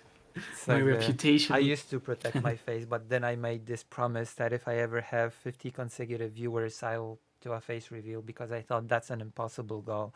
There are like 11 people here now, but then I got rated and there were 50 people, and I did not take that into consideration. That's nice. I believe you were a VTuber before, right? I'm a VTuber still. Have you Yeah. seen my VTube avatar? I saw it. Yeah. This is like probably a story you won't be fond about. But when I saw your channel first, I started browsing through your most popular videos, and one that was pushed to the top, thanks to like the absolute spam of comments that it had, was one that was rated by Bad But Empanada. Empanada, yeah, the one when I was Yeah, streaming playing Doom. Hey, react to this. Oh, okay, and I yeah, reacted. But and Empanada made a video about me. I don't like that guy. I'm Yeah, being I real. do. I Like, mean, he called me a pedophile on his video So yeah, I'm not fun. I get the sense that he's just a bully. You know, like there are people who are motivated by I don't know. You know what I like about VTubers? That I'm among VTubers it's very normal that you just dislike someone and you're petty and you're bad to them and you try to ruin them. Okay, But I it's don't so want to ruin anyone. no, wait. But it's always from a place of like Of personal love. gripes, you know? It's never a bigger thing. It's just that you hate someone. It doesn't have to be more complicated than that. It's just always a very personal, petty thing. People see it for what it is. And among VTubers, it's often criticized, right? As this Hmm. thing that is kind of like a poison in the community, the drama tubers, the Yeah. VTweeters, as they're called. Hmm. But I feel that in the politics, you know, what's called Twitch poll and YouTube politics and what Hmm. have you, we are the same kind of person. But because we have this facade of um, political reasoning sometimes, Hmm. we have many people around us that are actually just bullies and actually just want to harass and annoy people. Hmm. But because they're doing it with like a political tint, they can justify themselves behind this idea that they're doing it for a higher purpose. You know, I'm doing it for the cause. Right. I'm being a bad person because being a bad person somehow aids the world get better. And I And get the by sense that by AIDS, the world being better, disagree. I Yeah. mean it's sort of as it acts as a propaganda piece for the bloc that I'm Yeah. supporting. Yeah. And Bad Empanada is basically that, right? Because even though he's made video essays that I would say that I have enjoyed, his work is poisoned by the fact that a lot of his activity is just uh, harassing people, Yeah. talking ill about people, going after like 12-year-olds on Twitter, uh, fighting just whoever he wants to fight. He's fought vegans, he's fought his own audience, he's fought like uh, the list is endless, really. Like you'd imagine that someone that was like a successful YouTuber would be a happier person, but apparently not. So, No. uh, yeah. Well, success and happiness are not always things that come hand Yeah, in yeah, hand. yeah.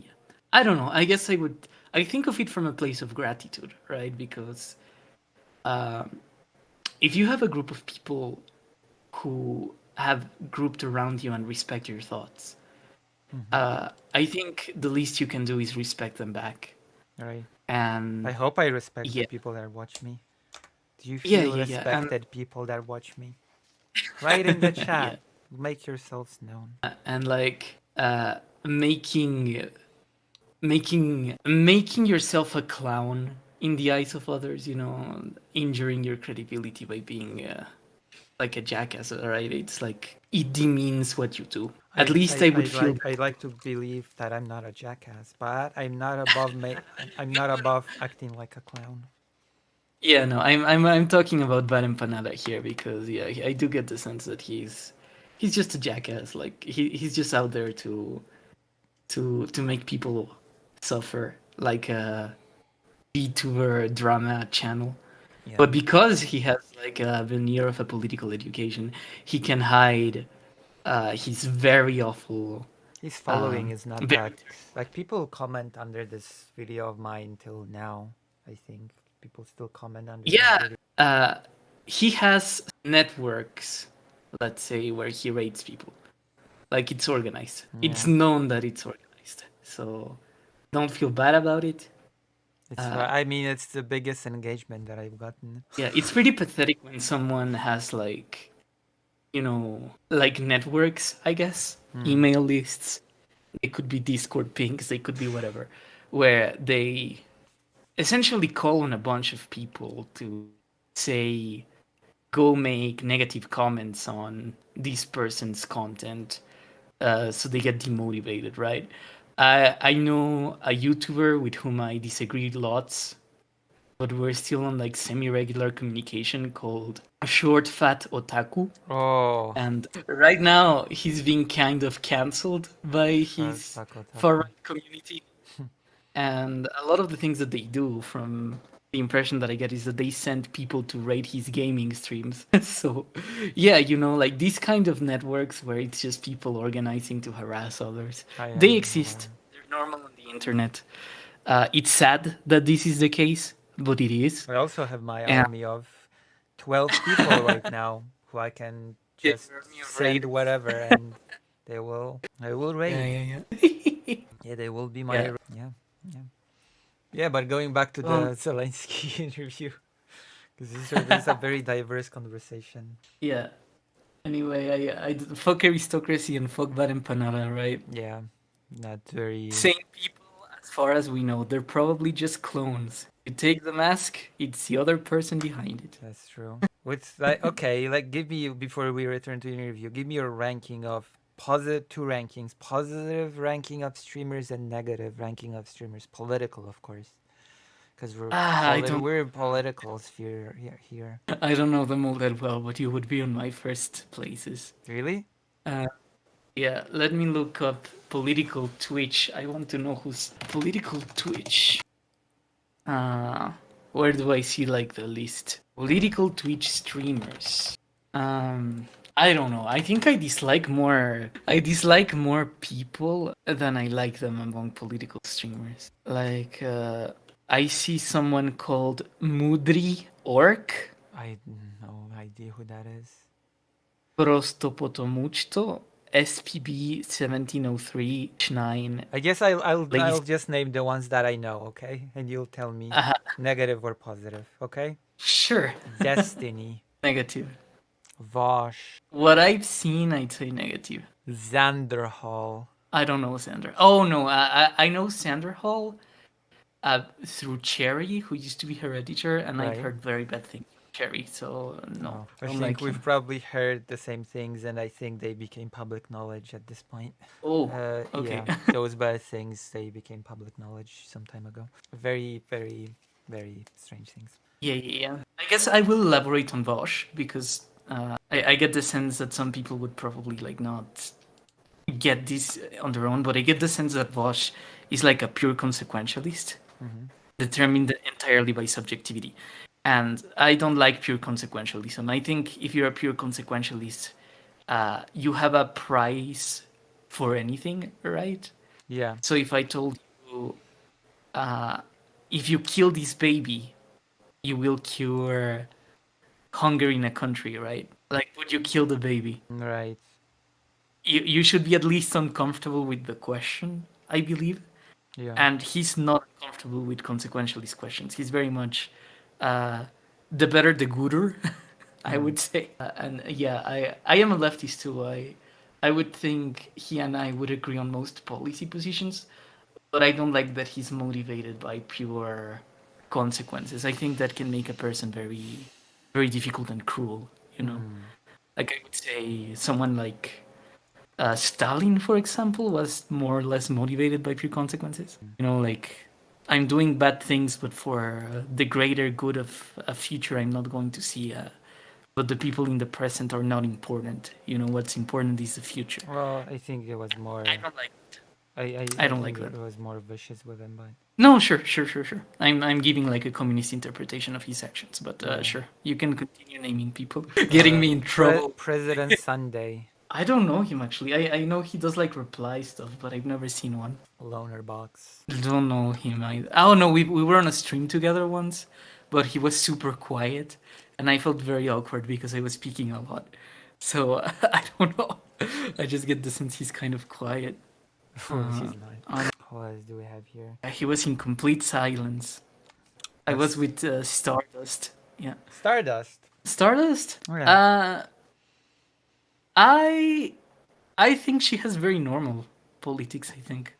Yeah. And I don't say that in a good way. I think she has like normie politics. I don't know. Not so erudite. Can't say it's not so erudite. Oh, I like her psychology stuff.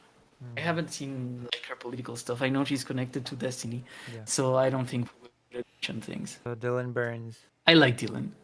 I do feel positive about Dylan. Though because of you, I think we had a bit of a private disagreement over China, but I'm not sure. Yeah. Yeah, over China, Taiwan. What happened? He DM'd me a couple of days later. I don't know, maybe he would watch your stream on like the quiet.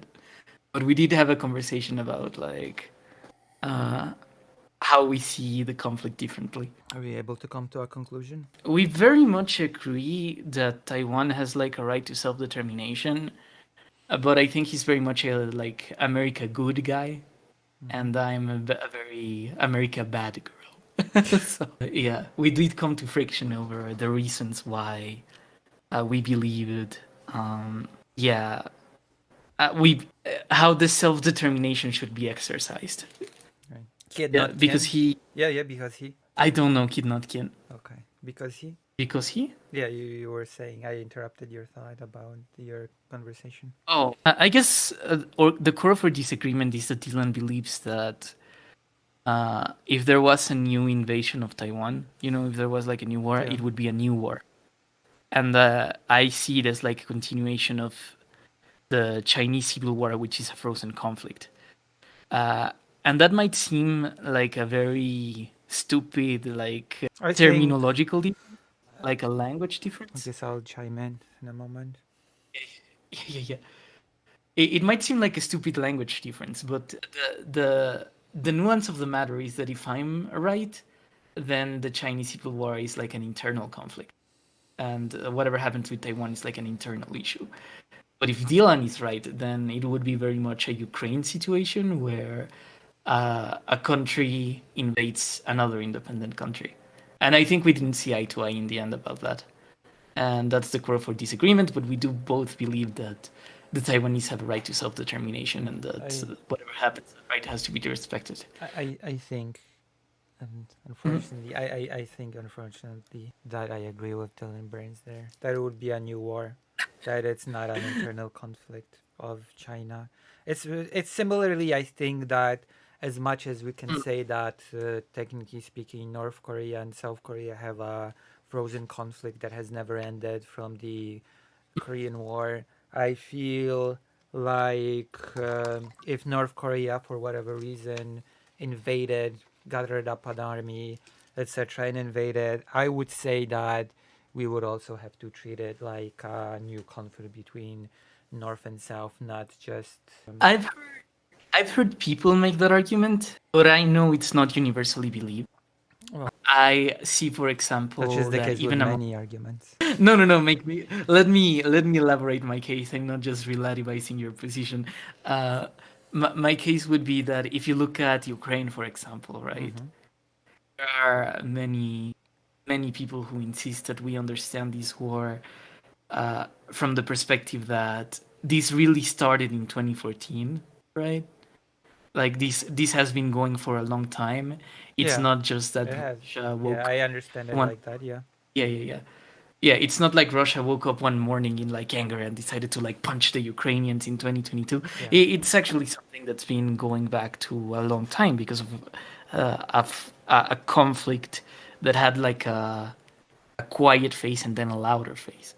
And with the Chinese Civil War, I would very much see it that way Well, that's the because problem with that. The never. problem with this comparison is that when it comes to the war Mm. in Ukraine, if we trace it back to 2014, it did not. It never actually completely froze. There was ongoing conflict, armed conflict going on for 10 years. It never actually stopped within those eastern regions. It has been an ongoing thing. The actual Similarly, fighting. similarly with, sorry, similarly with Korea and with China, you do see that the conflict has not stopped, right? Like maybe they're not exchanging fire, Yeah, but but they are. that's a crucial difference because Ukraine and Russia have been exchanging fire all that time. There has been battles. The armies have been involved. That never Uh, stopped.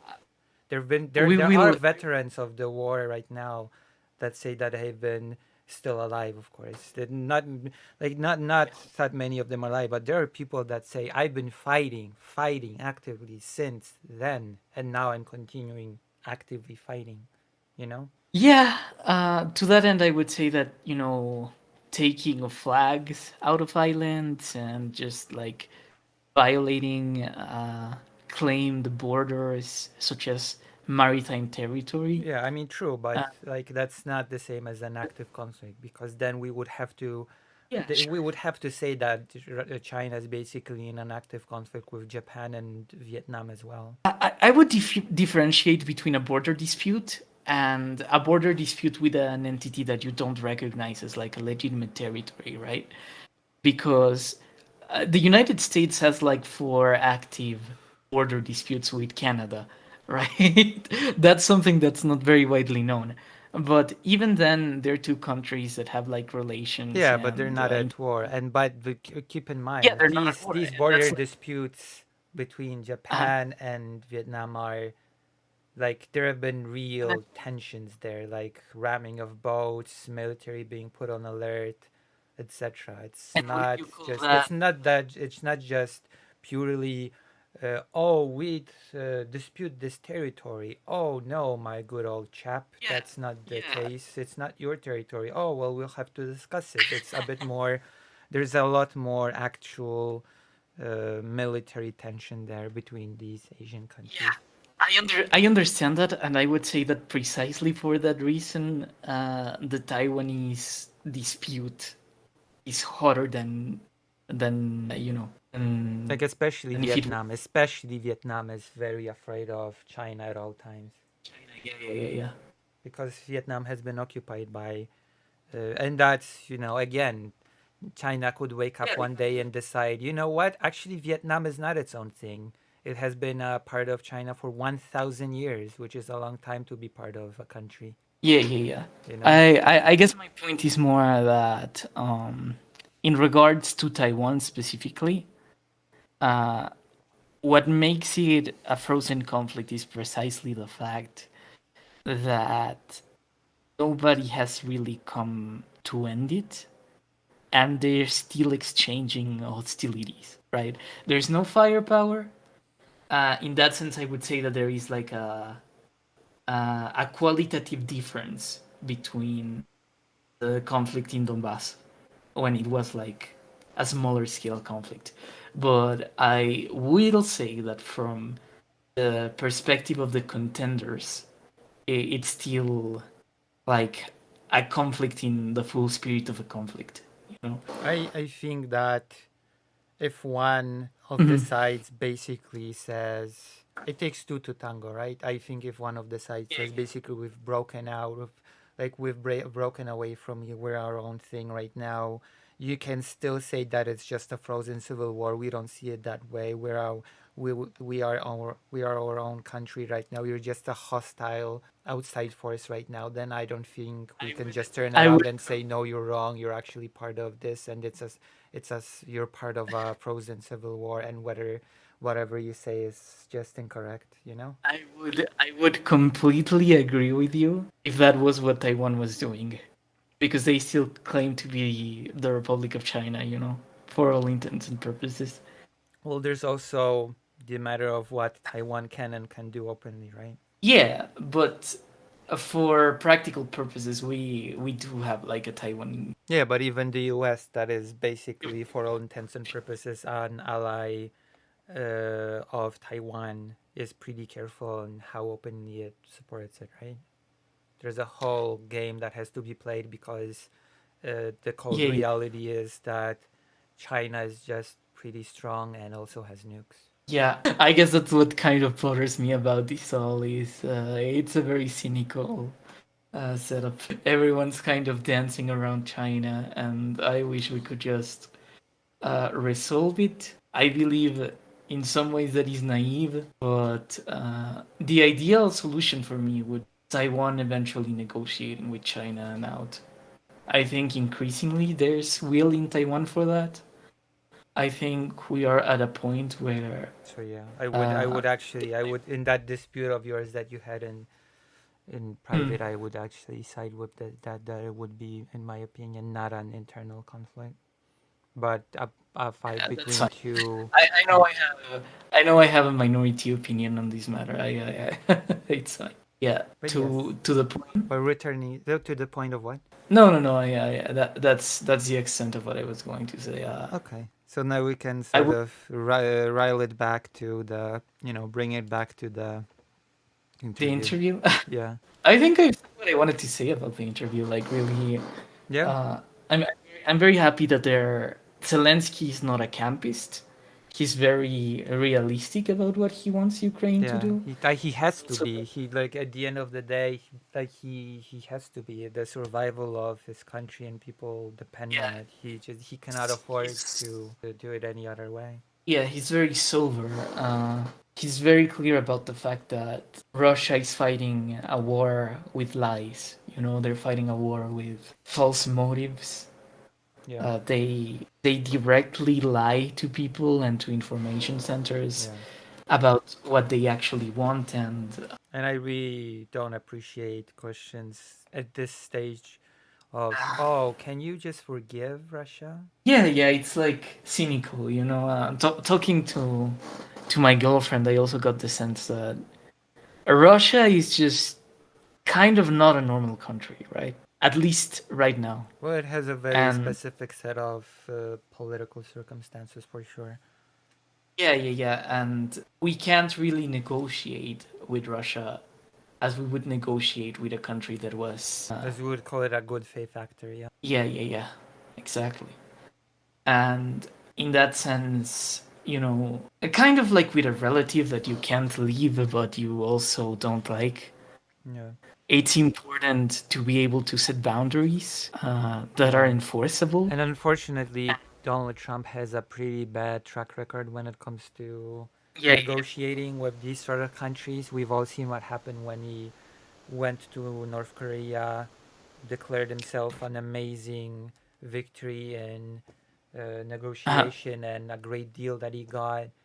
Uh, Went home, and North Korea just basically left and did its own thing anyway. Yeah. I would say that yeah, we need to treat Russia with strong boundaries.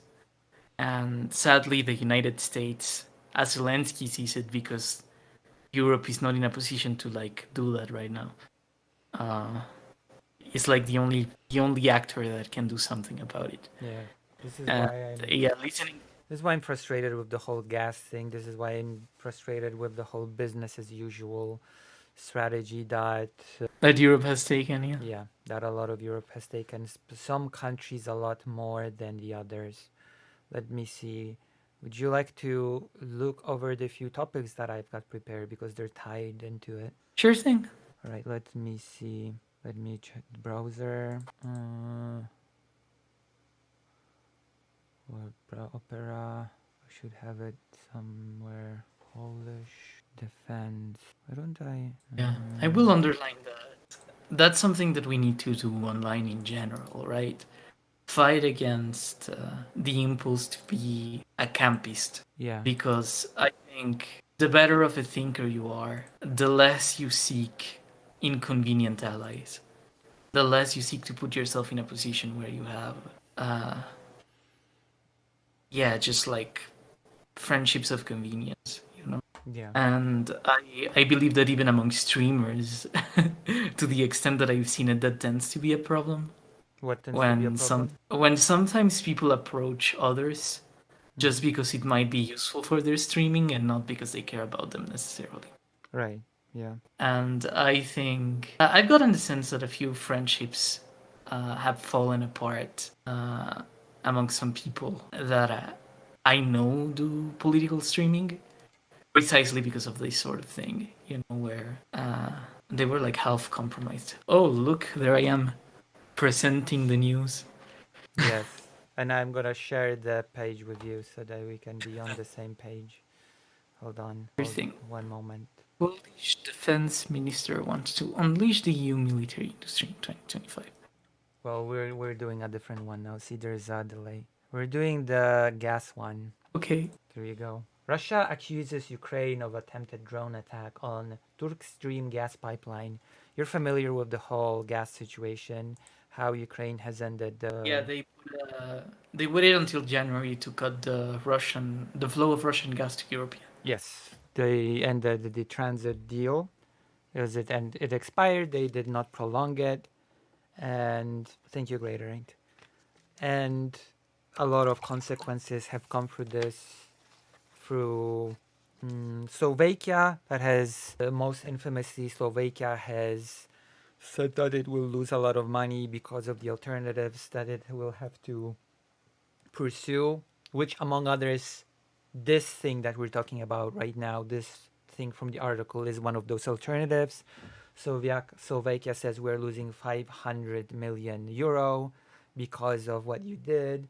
So unless we can talk about renewing the Russian gas through Ukraine, we will, one, not provide electricity to Ukraine. We will not treat refugees well anymore. And there was one, and we will not send humanitarian aid to Ukraine anymore. Those are the things Mm. that Slovakia, and we will block your accession to the European Union. That that is, I believe, is one of the newest. No, that threat came from Hungary actually. That was the reaction of Hungary. Hungary threatened that it will block the accession to the European Union because Hungary was another party that was angry about this whole thing. Yeah.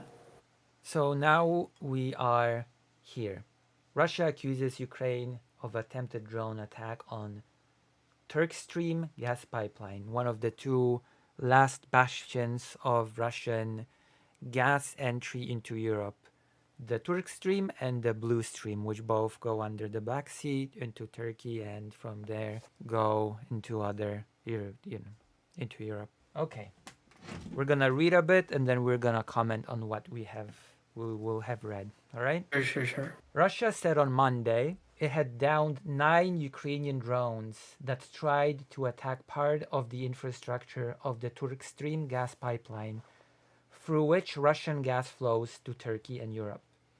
The Russian Defense Ministry said the attack was aimed against a compressor station in the Krasnodar region of southern Russia, but the facility was working normally and there were no casualties. Reuters could not independently confirm the incident, and there was no immediate comment from Ukraine. So I guess my first topic for this for this whole article that we're reading would be if it was even the case that Ukraine has would have targeted these pipelines, would that be fair of Ukraine? I mean, Um, the aim is to cut off Russian gas from Europe, after all. Would that be uh, fair play on Ukraine's side or not? it would be unconventional warfare for sure. The way I see it, Ukraine has a right to self-defense. It is questionable how much of that right to self-defense means destroying the total capabilities of attack of your enemy by also doing things that will injure the economy and civilians and what have you, right? Well, the Russian But economy is war economy. yeah, yeah. But we are at a point where this has happened before, right? Mm-hmm. Like Nord Stream is gone, the oil refineries in Belarus and Russia are also gone. So, given that the Ukrainians are fighting an asymmetrical conflict, right? And they're fighting essentially for the survival of the state, I think they are doing something that every actor has at this point come to understand as like a tolerable measure. I think so. I think So, it's fair game on Ukraine's side if it was the target. Because, let's face it, Russia has been attacking Ukraine's energy grid for some time now, has eliminated a lot of it. And why are trans people online always so angry? no, We're two trans let's not women. ignore it. We're being chill. Let's ignore it for now. We're doing Okay. the bit. We're doing the segment. Let's. Okay. Sure. I saw it too. I chose to for now. Yeah. I saw that. Whatever. Uh, But I think it's fair. Like Russia's using all measures that it can, trying to freeze out Ukrainian people, trying to attack all sort of electric or any other means of um, anything from Ukraine, really. And let's be honest, Russia's economy is wartime economy. Gas is one of Russia's main, along with oil, ways to fund the war. And mhm. I think if the goal really is to stop Russian gas flow to Europe, that would be a logical extension of that, to try to damage the last remaining uh, Russian oil, no gas in this case, Mm. pipelines, right? I will The say the Russian gas slash oil empire, right? It would make sense to try to damage it, in my it opinion. makes sense. I don't know. I am limited in my ability to comment on this because I am not a war focused person. Yeah, I guess my most stereotypically female trait is that I don't like violence. I don't know. Yeah. I don't like thinking about it. So, Like I think if if that's you're the goal, then I personally think that it's fine to if I could make like a war economy argument for this, then I would say that you're right, right? Like you want to destroy the offensive capability of your opponent, if yeah. not your opponent. And it's very much the case that Russia makes its money basically selling gas, and that gas goes back into funding an army, Yeah. especially at these times. And that's not something that, yeah. It's basically If you're looking, that is also basically why it was such a ridiculous ask from Slovakia to say, "Oh yeah, you should yeah, unless you continue transit for your territory which goes to fund the war against you, we will punish you by not giving you electricity that you need because of said enemy that tries to destroy you, and we will treat the refugees that have to be in our country because of said enemy that tries to destroy you." It's a really ridiculous argumentation all around.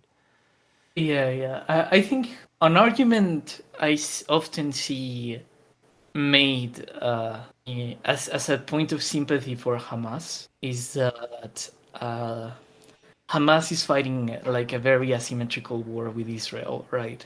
And if you're a person in a position where you're trying to resist a genocide, you do need to fight with like whatever resources that you have, and some of those resources There, will be imperfect or like morally dubious. there are at least a few problems with this argumentation. Yeah, For I would Hamas, say, I yeah, yeah, mean, yeah. I would say that I don't agree at all, right, yeah, with uh, this assertion. Hamas or how they proceed to Well, involve civilians and situations of the sort in that. But I think that if you're going to target infrastructure, if you're going to target, uh, yeah, like the means of your opponent to harm you, let's say, this is like the most legitimate version of whatever this could be.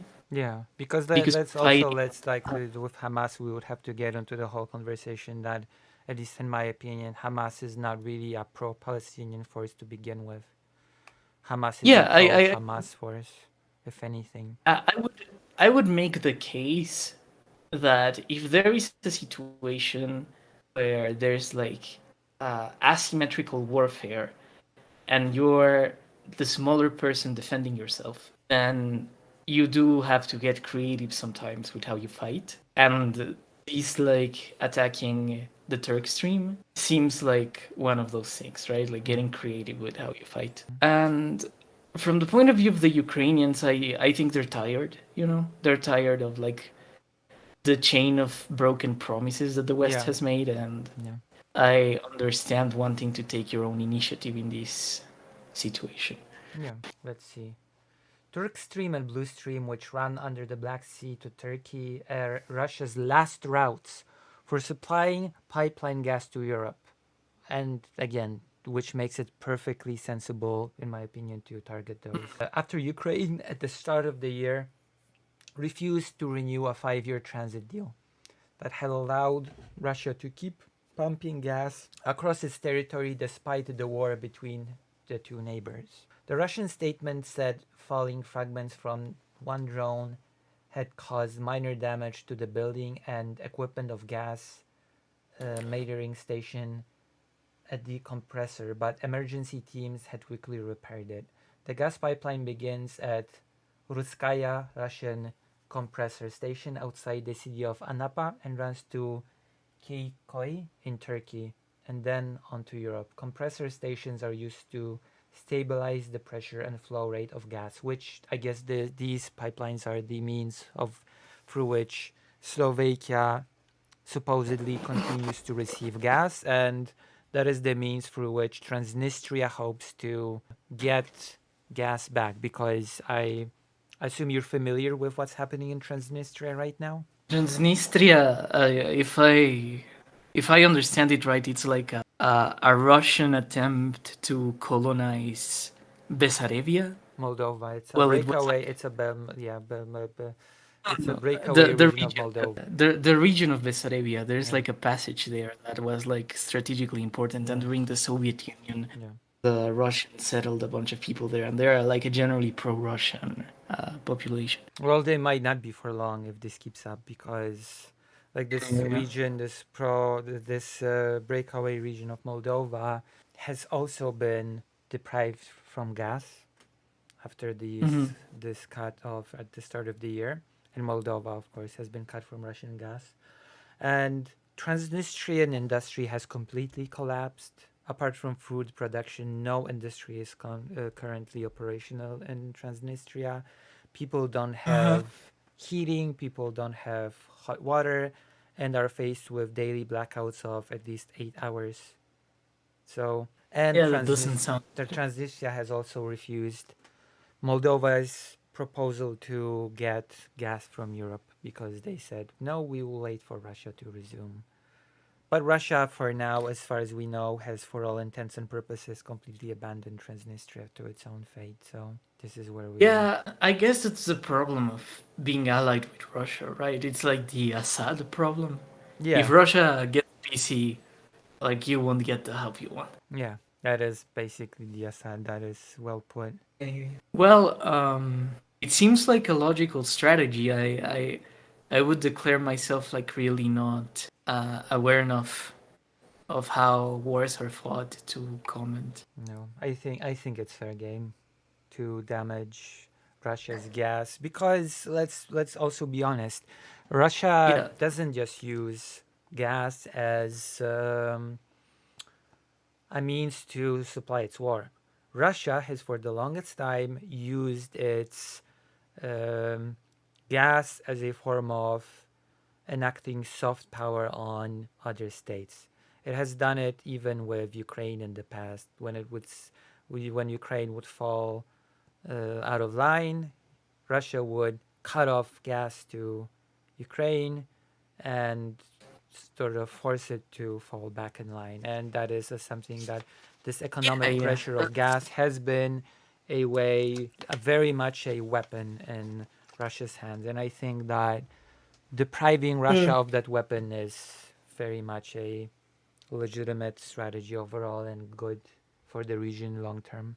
I have to see because I do know that the Russians have like this way of getting their gas to Europe via India. So I mean, it's a complicated triangulation, but it does happen, and uh, Russian gas will continue to find its way through Europe in my mind. But if it's made harder, it's a good thing if It it's made has to harder. be kept. It has to keep being made harder and harder. It just has to, Yeah, in my opinion. yeah, sure. Like as a way to win the war, it's like a relatively harmless. Yeah, it doesn't kill civilians in Russia, No. and it doesn't. It injures mostly the assets of the Russian state. So if they did do this, I would see the strategic value of it. I wouldn't be able to comment on the morality. I guess in the sense that it helps Ukraine win a defensive war, I would say that's like a good Yeah. thing. I personally think it's a good thing. Sure. But we discussed the Do you want European. to? Yeah. Are you still good to Yeah, do go, you or are you? I'm a bit tired, but I can stay probably for like 20, 15 minutes if you want to talk about something else. All right. I guess we'll do one more topic because I myself have been streaming for. How long have I been streaming for? Jesus. It cannot be that I've only streamed for. Okay. For a second there, my Or I YouTube thing was like, oh, you've been streaming only for an hour. And I was like, what? That's, no. I've not been just the, streaming for an hour. Come the on. viewing phase ends 4 hours ago. You started 4 hours ago. Yeah. So I guess Um, we'll do one more thing and then we can wrap it up, right? sure. We've discussed. Let's go with my title so that I can actually fulfill the promises of my stream. Sure. Slovakia protest. Slovakia protest over. Well, maybe we'll do the Romania protest. Which one would you rather, Slovakia or Romania? Pick your team. I am admittedly not familiar with either, so I'll let you choose. I think We have an article on one, so let's choose the. we already discussed Romania, I think. Oh, We but kind of. okay, Slovakia. So Slovakia is quite simple. It's the citizens being angry because Slovakia has been increasingly uh, pro-Russian, anti-European Union, anti-Ukraine. It has stopped any sort of after Fico's rise to power. It has stopped any support military-wise to Ukraine. It has Uh, mocked its citizen for even attempting to, on its own, try to gather money to support the Czech initiative to buy artillery rounds. It has been heavily dependent on Russian gas. It has repeatedly, after the start of this year, threatened Ukraine with consequences because of the stopping of the transit. mm, It has taken more and more and more aggressive pro Russian and anti Ukraine position. It has visited, Fico has visited a few times already Vladimir Putin, talking about their friendly relations together, how Putin has stated that Slovakia could be a very good intermediate in possible peace talks. And Slovakian citizens are tired of it. They're protesting on the street saying, "We're not a Russian colony. We're tired of your pro Russian policies. We don't like what's happening." That's basically the TLDR. Why would Slovakia be pro-Russia to begin with? That's because its government is. The citizens are clearly not Uh, because they're protesting on the streets. and why is the government pro-Russian? Because it's probably it sees it as profitable to them. They can. That's the only thing. Mm. Similarly to Hungary, why would Hungary be pro-Russia? It is, you know. It's because of the Yeah. leadership has it as profitable towards their own self-interest. Okay, I see. Yeah, It's kind of sad that we're seeing that in Europe a bit. it You is. know, this kind of cynical actor that's in it, kind of like Georgian Dream, you know, where Oh, yes, the Georgian Dream is a perfect example of this sort of. yeah, where the government wants to do some complicated maneuvering that the citizens clearly do not want, right? Well, So the maneuvering is getting increasingly less complicated as time goes on. yeah, They, I am hopeful that I don't think the Russian mode of doing things is sustainable. I think that in the future, whenever people have an opportunity to live a life other than the one the Russians offer, uh, people will take the alternative. But it's true. in the West, we need to work so that that alternative is good. The problem Because is right now, the big uh, problem is that people already understand that the alternative is better. Like Georgians understand that the alternative is better. Georgians want to be in the European Union, but the Georgian dream, the I party that will benefit from their cooperation with Russia, they will benefit from it. They will have a good life. They just won't care about what sort yeah, of life the citizens will lead, and that's the main crux of the problem. I am more so speaking from the sense of you know, the alternative is better to them because they know what it's like to be under Russia, I Yes. guess. Yeah. But there are many people in the West who, let's say, aren't as appreciative. And I wouldn't blame them for not being appreciative because you can be in the West and lead a pretty bad life, you know. Yes. So I think in order to prevent the Russians from gaining more like homegrown allies, it would be good if we try to fix our own problems a bit.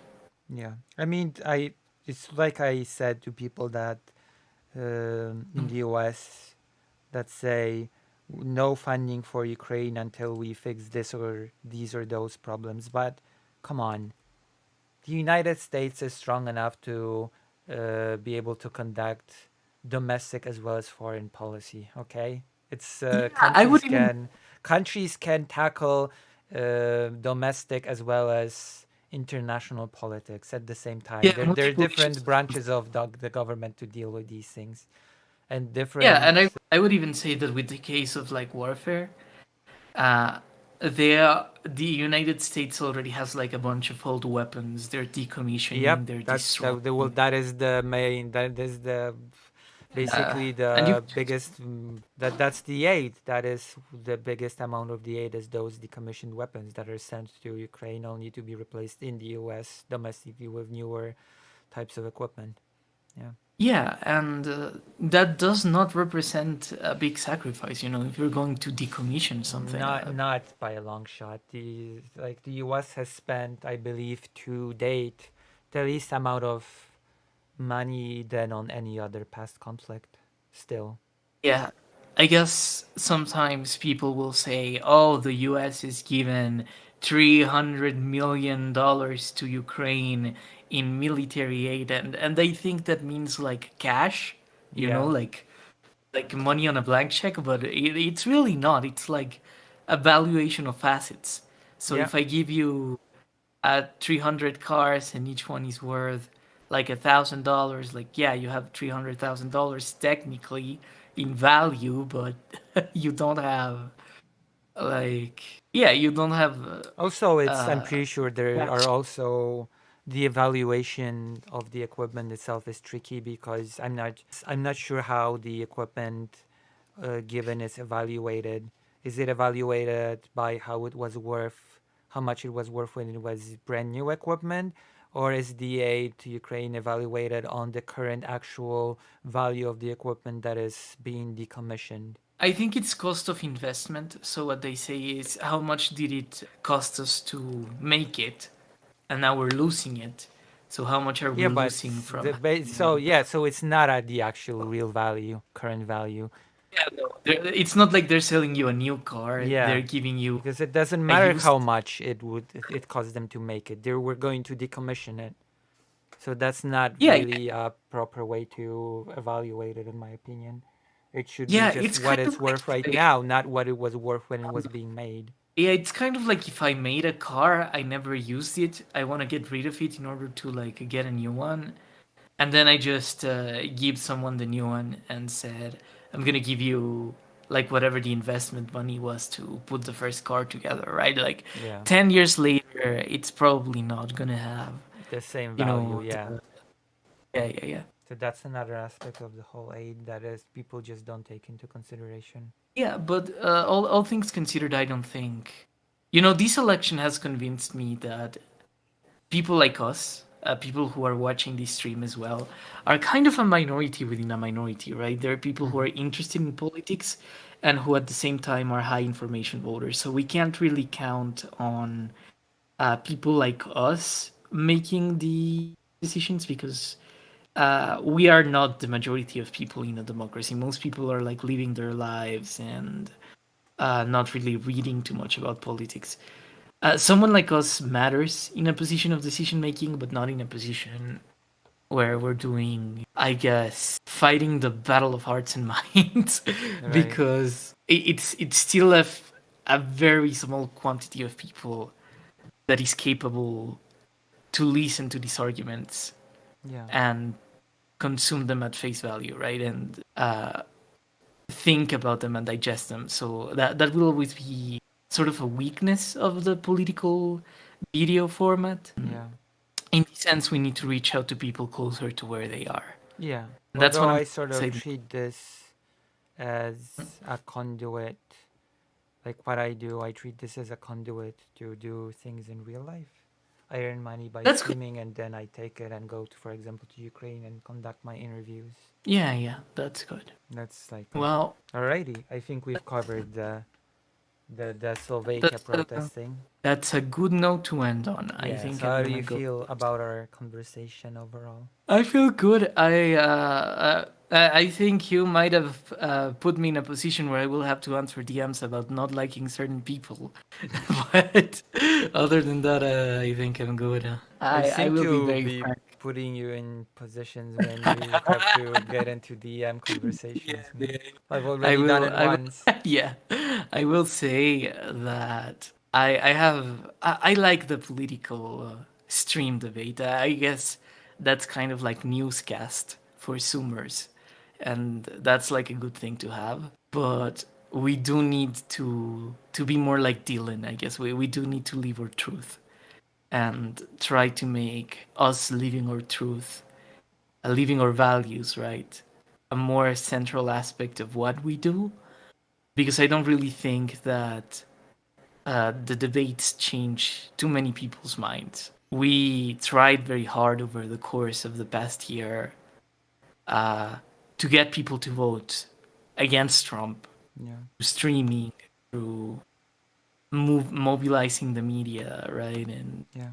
we didn't succeed, so clearly there has to be a change in strategy. And I think people like you and Dylan who are like getting involved with situations up close, that's kind of what's needed. Yeah. So I will commend that. I will say that I find that respectable, and I hope you can continue to be the best version of yourself for as long as you can. Oh, thank you very much. Yeah, yeah, yeah. With that, I'll take my leave. Okay. Thank you I'll leave for. you with your viewers so you can close your stream. All right. Thank you. Bye. See you. Bye bye. I will